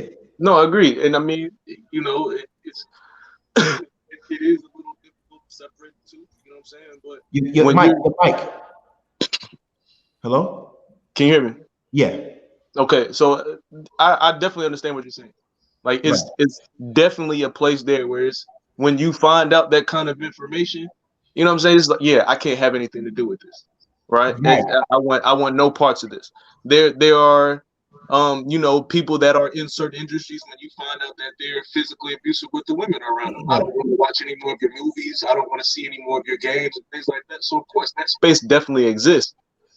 I was just asking in terms of leaders, right? Because to me, all right, maybe I'm without your album. Like I don't have to listen to your album anymore. Cool. But the impact that some of these leaders that we were referring to, like Malcolm X and Martin Luther King, the impact that they have is so much farther beyond music that their importance is a little different. You see what I'm saying? I would beg to differ. Let's take it outside of social activism and why a man cheating, we're gonna bring it back to cheating, would destroy his character. Any CEO that cheats, who runs a Fortune 500 and 1,000 company, the board might kick him off. The board might kick, and he could have made hundreds of millions of dollars for that company. But if he gets caught sexual harassment or even cheating on his wife, they might have to say you might have to step down. And here's what I'm saying, like the measure of sins, because that same person, it's very possible that same person on that same board could probably get pulled over for a DUI, but get a slap on the wrist. Right. So where are we measuring the sins? I could see the sin in terms of this one, and maybe because I'm from a corporate construct as well, or I exist within one. Think about it like this. Business. It's not about handshakes. It's not about a look in the eye. It's not about the word of a man to another man. There's no verbal bond. It's about contracts. It's about black and white. It's about what's put on paper. And pretty much the strength of who you are and your level of importance is how you adhere to what's on that paper, right? So I'm going to glean from my music industry experience. You'll get artists. They'll send a contract for a performance. Excuse me. And there's a part of that specific contract that is called the rider. The rider is the smallest part of that contract. But if anything from the rider is missing, it by default negates the remainder of the contract. Absolutely. Right? So King is a rapper. He likes to have 3 bags of Funyuns, 6 packs of Magnums, 2 bottles of Krug, champagne, and then a bottle of Chardonnay backstage, and that's in the rider. If that's not there, he can say, I'm not performing and still keep the money.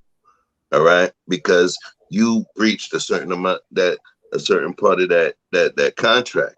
But now, when we talk about the other pieces, it's a little different with the social constructs. Is way different with the social constructs, and when you, as that person within that corporation, I'm going to use your example. When they see that you're able to, say, cheat on your wife and break that covenant, and they figure it out, or say you're divorcing your wife after you've been married and you're a part of their organization, they understand too that you made that covenant with that person in front of your God and in front of your government on paper. And if you are willing to breach that contract just by virtue of physical weakness or weakness of the flesh, then they're going to be like, yo, all we paying him is, 600, 700 grand a year. All right. But he's responsible for our $14 billion market cap. Right. I don't know. He could do that to her, and he could do that to his God. And shit, we ain't safe. Right. And you ain't safe. And you hearing it from me. And I'm telling you, I love women. I'm single. So I'm not going to enter into, I'm not going to enter into any institution and not take it seriously and then expect someone to respect me afterwards. They tell you watch somebody. How Sometimes you you gonna learn from people by virtue of the way they treat other people. You know in the military the AWOL. You know what AWOL is? Absent without official leave. That's crazy. So you could pledge allegiance to a nation that might not care about you or might care about you. I don't know. That's another conversation. But you can't pledge your allegiance to your woman and you want excuses. Where the gangsters at? Tell your woman I want to have multiple women if you're a gangster. Tell her that. Where the men at? Where the tough men at? Because everybody tough and gangster, but when it comes to listen, I'm from Brownsville, Brooklyn. I knew dudes that will clap people, kill people, but they tell you, yo, I gotta go home. My wife is gonna kill me. When it comes to your wife or your wife, y'all get really scared out here, gangsters. Y'all get really scared out here, warriors, to the point y'all start lying. See, I like these conversations because now we get back to our community and solutions. We get back to the solutions. We're not like that other show. We're not like that other show. We're not like the other show because we don't have 60,000 followers and you tell somebody to follow them and know what you only end up with 100 followers. That means someone's lying over there. I'm naming names. TLA, stop telling people to follow Uncle Stu and he only got 200 followers. You might be lying, TLA. You got 75,000 followers and Uncle Stu only has 264 followers. You lying. Lapeef, you're lying. Anton, you're lying. Chicago Gorilla, you're not lying because you don't have a page.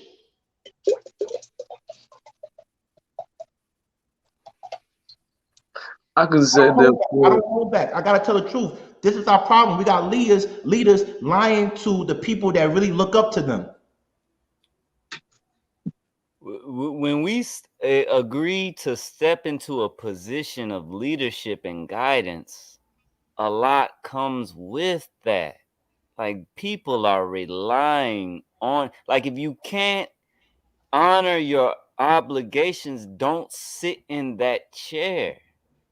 Like get out of the chair, let somebody else have a seat and let somebody else who is willing to exercise restraint sit in that seat because we all have it in us if we're willing to make, if we value it enough and we're willing to make those decisions. It's like I said earlier, you know, when we endeavor to exercise restraint, we are being noble and we are being our evolved and better selves.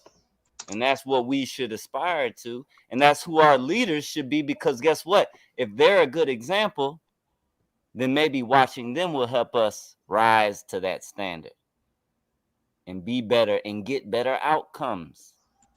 And let me say something.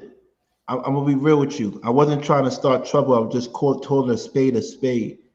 Because at the end of the day, if you could help your brother out by giving him some subscribers, followers, so he could have a type of a cash flow, a passive income, then go ahead. I only have 600. Everybody that follows me, go and follow the people on this page. Please.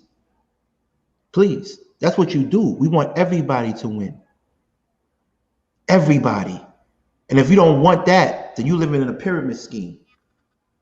I live in a circle vision.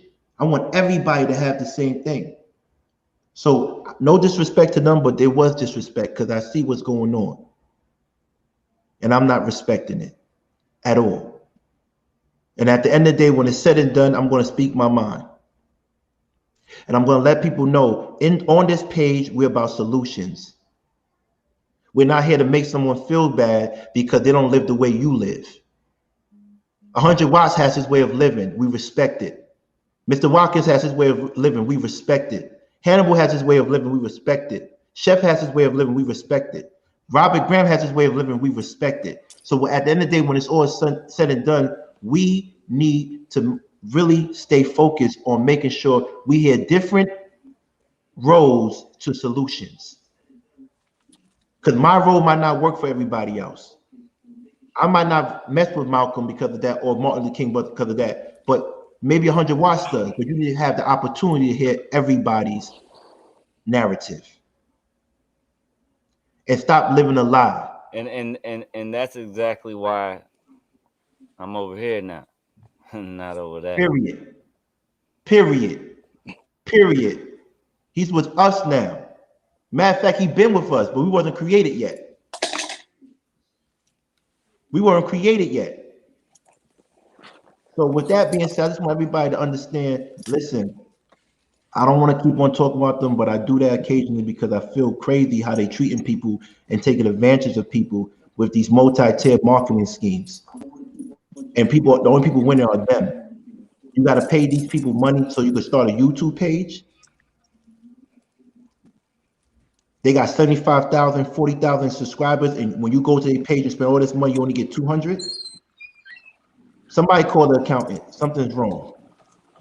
I'm not the greatest mathematician, but if somebody tells me to, I don't get it. Somebody cheating.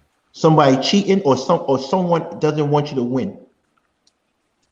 I don't know these men, Mr. Watkins and 100 Watts. I don't know them, but they want to do what they do. The little that I have, you can have it. Because guess what? One day I might need something from you. One day you might blow up. And I can say, yo, come on, would you mind helping me? You don't know who you sit next to. You don't know who's the next thing. You don't. If you can't be loyal to the people that's trying to help the community, then I can't mess with you. We are cheating on our community leaders. Now let's change the subject, because now I'm really fed up right now. How are we cheating on our community with capitalism? We're choosing money over our people. That's why I mentioned that group over there. They're choosing money and entertainment over our people. They cheated on us. They've been cheating on us. For the dollar bill? I've said, and I will say it again, that if a person's justification for doing something questionable is the money, then you've identified somebody who you can't trust. You know, like too many of our movements have been affected by people who have swallowed the unbridled capitalism pill.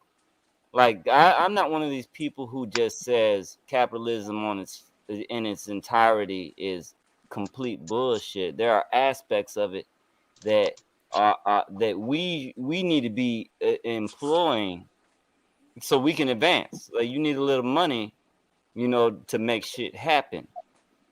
But when you go too far, you know, when you make compromises just for the money, how far? If somebody will make a little compromise, they'll make a big compromise, and it's a slippery slope. You know, like it's really. Imagine if Martin or Malcolm would have been like, "Y'all can't pay me enough to do this work."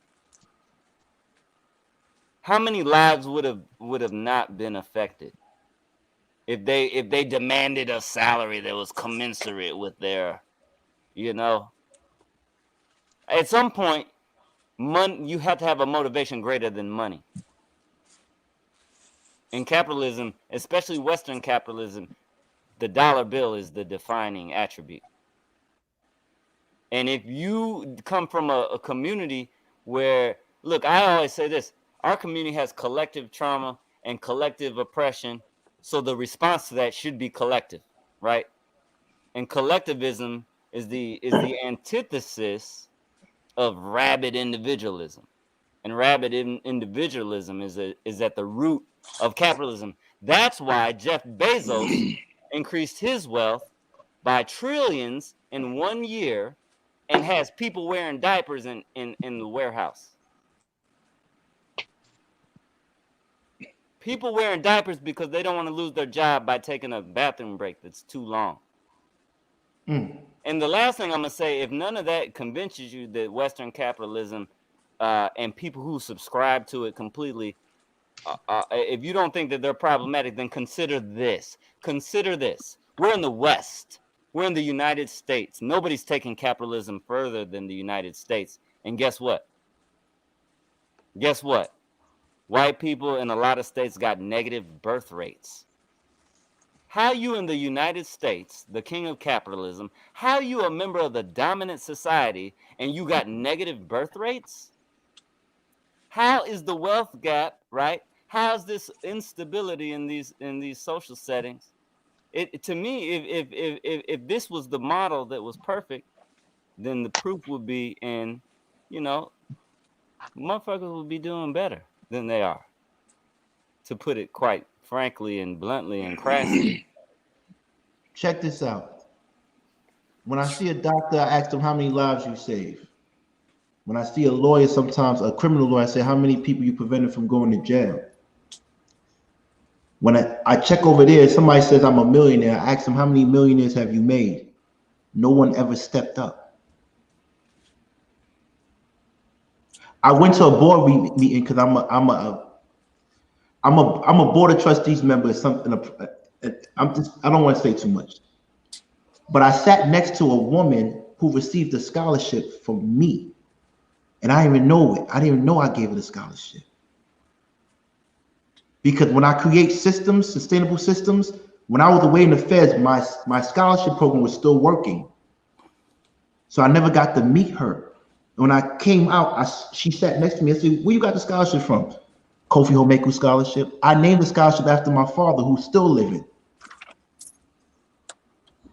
I made a scholarship so whoever lives in the public housing complexes, the projects in East New York and Brownsville, and who attends CUNY, they get money from my organization. CUNY, City University of New York System. So that's the city colleges of New York. This is what I do, and I don't talk about that. I'm still going through racism in my luxury duplex. And they have the nerve to talk about I'm a millionaire and run around with pink robe and tell them they want to help the community. I'm not doing that. I'm here to shut that all the way down. I'm shutting that all the way down. I love money. Don't get twisted. I love money. I love what money does for me. But I don't love money more than my God and my people. Robert, go. We need 6 more likes. Give me 6 more likes. This will be our first 150 likes session ever. Give me 6 more likes. I know 100 watts. You got like 3 or 4 accounts. Give me 6 more likes. Come on. Give me that. I know you. You computer genius. You got a couple of those. Thank you, brother. Give me some subscribers too. Give me like 2 or 3. We know the game. Come on, hold me there. I don't know how to even type. I'm a one finger bandit. Talk to me, Robert. So we're talking about capitalism? How has our community leaders cheated on their community with capitalism? Choosing love over the community. We have cheated on our people. Let's talk about it, Robert. I love your comments and thanks. Come back again. Oh yeah, no problem. I appreciate the show. That's a difficult one. You say our leaders have cheated the community with capitalism. Like, what do you mean by that? I was away for a second. My bad. Hannibal. So one way is this, and again, no shade to anybody who feels like indicted, but we swallowed the lie in the 80s that we made it, and that all you had to do was get a degree, and you was going to be good. And a lot of people who was adults in the 80s got their degrees, they got jobs, and they worked their jobs, and they was doing the best they could, and they provided for their kids. But what they did not do is create jobs and create opportunities, because we believed that those jobs would be there. We thought they would be there. So there's too many people who amass wealth and get status, and they get access to resources, and instead of trying to transmit them to the next generation and more create opportunity, they say, let me not rock the boat, because then I'm going to lose my position. You know what I'm saying? This is a way that we get cheated on by our people. Like, one of the things that I said when I started my company is there's a 3-pronged corporate goal. And that's 1, to do donations to not-for-profits, 2, to be engaged in with community organizations, and 3, to create jobs.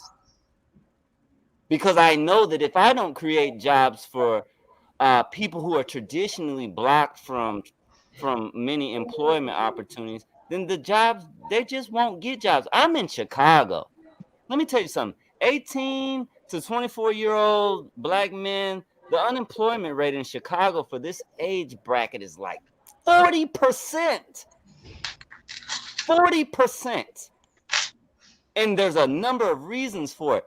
But those outsiders don't care about those boys. Who gonna care if not us? We got to create jobs for them. I don't expect outsiders to create jobs for my kids. That's my fucking responsibility. And if we all felt like that, guess what would happen? The fucking unemployment rate for these boys wouldn't be 40% and they wouldn't be goddamn cracking cards and committing fraud just to put food on the fucking table. That's a fact. You can see he's saying it with his chest. Yeah, let me tell you something. I was in a clubhouse one time, and this man said, I'm raising my daughter, and if a man comes to my daughter and he's not making enough, then I'm going to tell him you're not suitable for my daughter. And I said, homie, I've been around them. I've been around the elite, the aristocrats. And anytime a man comes to marry their daughter and he doesn't have enough money, they give him a job in his company. Grow the fuck up. Grow the fuck up. That's boss talk. Yeah, that's grow the fuck up. Us black men just have things established. So when someone can't take care of the daughter the way you can, you give them a job in your company. But shout out to Maricela, because guess what? We hit 150 likes today, and I'm going to end this on a good note. I don't want to get too busy and go crazy because I have issues with that other place. But I want to say I thank you all. I thank you all. Hannibal, I thank you, man. You made our cipher complete. Put the elephants up for Hannibal, please, before we go. Put the elephants up. He came. He came to conquer. Put the elephants up. Marisol, put the elephants up, because I gotta give him a good outro. You are always welcome here. If you want to be here permanently, let me know. Then you are part of the Knights. You would definitely be one of the Knights. You can come here anytime you want to. I think your opinion, one day I might disagree, don't disagree, but it's your opinion, and it needs to be heard. Matter of fact, it's not an opinion, it's a fact. Well, I appreciate those kind words, brother. But at the end of the day, like I said before, I'm just a servant. I really feel like it. Look, my gift is being able to put these words together. If I don't fucking use it, then why do I have it? If I don't use it for good, why do I have it? That's it. The elephants is out, baby. The elephants are out, man.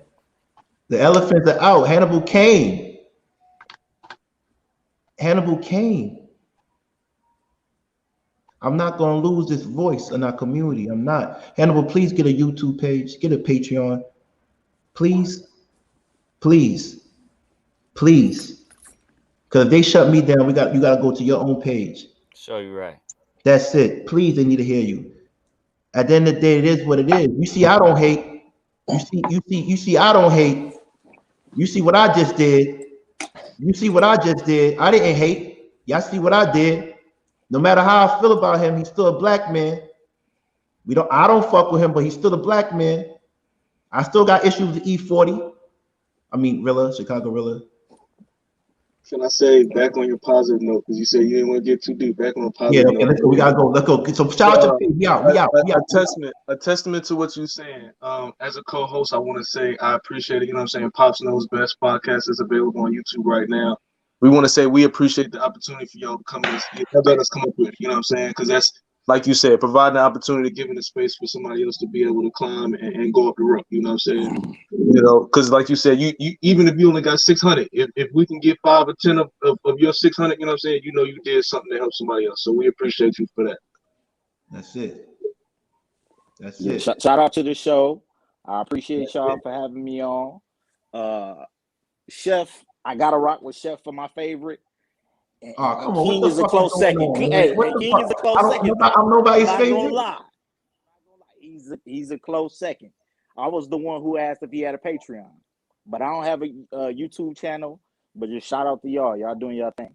Damn, can I be somebody's favorite? What's going on, man? Hey, Listen, you do your thing, King. nah, that's where you that's the perfect attendance award. You did your thing, man. You did your thing. But listen, shout out to Lapeef. We are at war with Lapeef Network, but guess what? They started me, so I will be forever grateful. Let's not idols become rivals, but never take that. They put me on. I'm a man enough to say that they put me on, but idols become rivals. It's all part of history. It's my destiny. I have to kill you.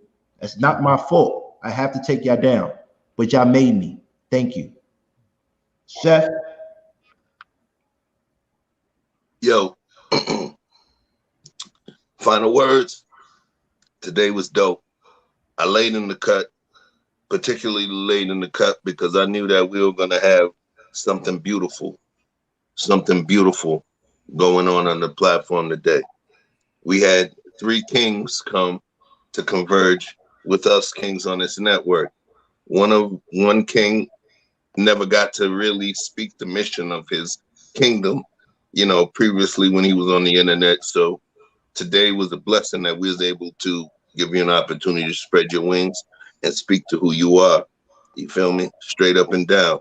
And that's why I made it a point. He hadn't seen the videos, but it was like, we got to hear this dude, man. He was talking. So I don't only thank you, I also thank our sister K.A. All right? Because, in terms of her being an educator, I don't know how you're connected, but in terms of being an educator and her speaking to your greatness to get you into the internet platform to spread your greatness, I appreciate you, Kay, wherever you are. You don't know me like that, but I appreciate you, sis. Yo. To the flower K, we love you. The funny story, Rodney and 100 Watts, I got a 22-year-old son, and I thought about what kind of broadcast that I could do to involve him. He has his own YouTube and Twitch following. He's a gamer and all of that. You know what I'm saying? And he may not like when I say it, but he'll accept it. My son is a nerd. And myself and his mom, he grew up in Bed-Stuy, Brooklyn. And we did everything that we could to keep him like that. You feel me? And not get a piece of the do or die Bed-Stuy. So when I see the way you and your son rock, I'm going to, at this point, I'm going to your show. I'm going to rock with your show. You know what I'm saying? Because I'm learning from you as well. So I definitely appreciate you guys here, and then here's my piece, right? Yeah, I know we don't got to talk about other folks and all of that stuff. You get what I'm saying? The beauty of this thing here is that we were able to really make some good headway. We were able to debate. Brothers were able to keep it cool. Man, this is, for me, these are goosebump moments for me, man. And I sincerely appreciate each and every one of you brothers for adding to that moment. Let's get to this, man. We ain't finished. You gotta understand one thing. This is the Coliseum with a K. They don't want no love. They want to see blood. That's it. They want to see blood. That's it. Only one man could be standing. I only need 300. I got my 300. That's it. And Hannibal is leading the way. I'm all right. I'm good. I'm good. Spicy talk. I choose violence most of the time. That's it. Proverbially. Listen, that's why I say 100 Watts, man. I know 100 Watts like me. Y'all fucking up my bread, man. I'm trying to get bread over here and over here. I have no parts of this. I respect it though, but it happens sometimes. Like I said, this is all internet stuff. It's not physical. I don't wish no harm on these men at all. This is not physical. I never threaten anybody. Again, to be clear, when I say I choose violence, I mean that figure. Yeah, no, I have it in a disclaimer. I have it on the disclaimer. Everything is on internet. It's nothing like that. I never threatened anybody a day in my life. I'm lying, but not when I got on this. Well, anyway, thank you so much. I appreciate you, everybody. We had a good night. 150. We rocking. And at the end of the day, We will continue to bring you education with a dash of entertainment, and I will not stop having my foot on their necks until I see TLA and Anton. Tell them they always welcome. I'm out. I love y'all all. Thanks so much for having me on the show, y'all. Peace and love, y'all. Don't worry Peace, about it. love, and light. I'll see you tomorrow, Hannibal. Same time, same place. Peace. Peace.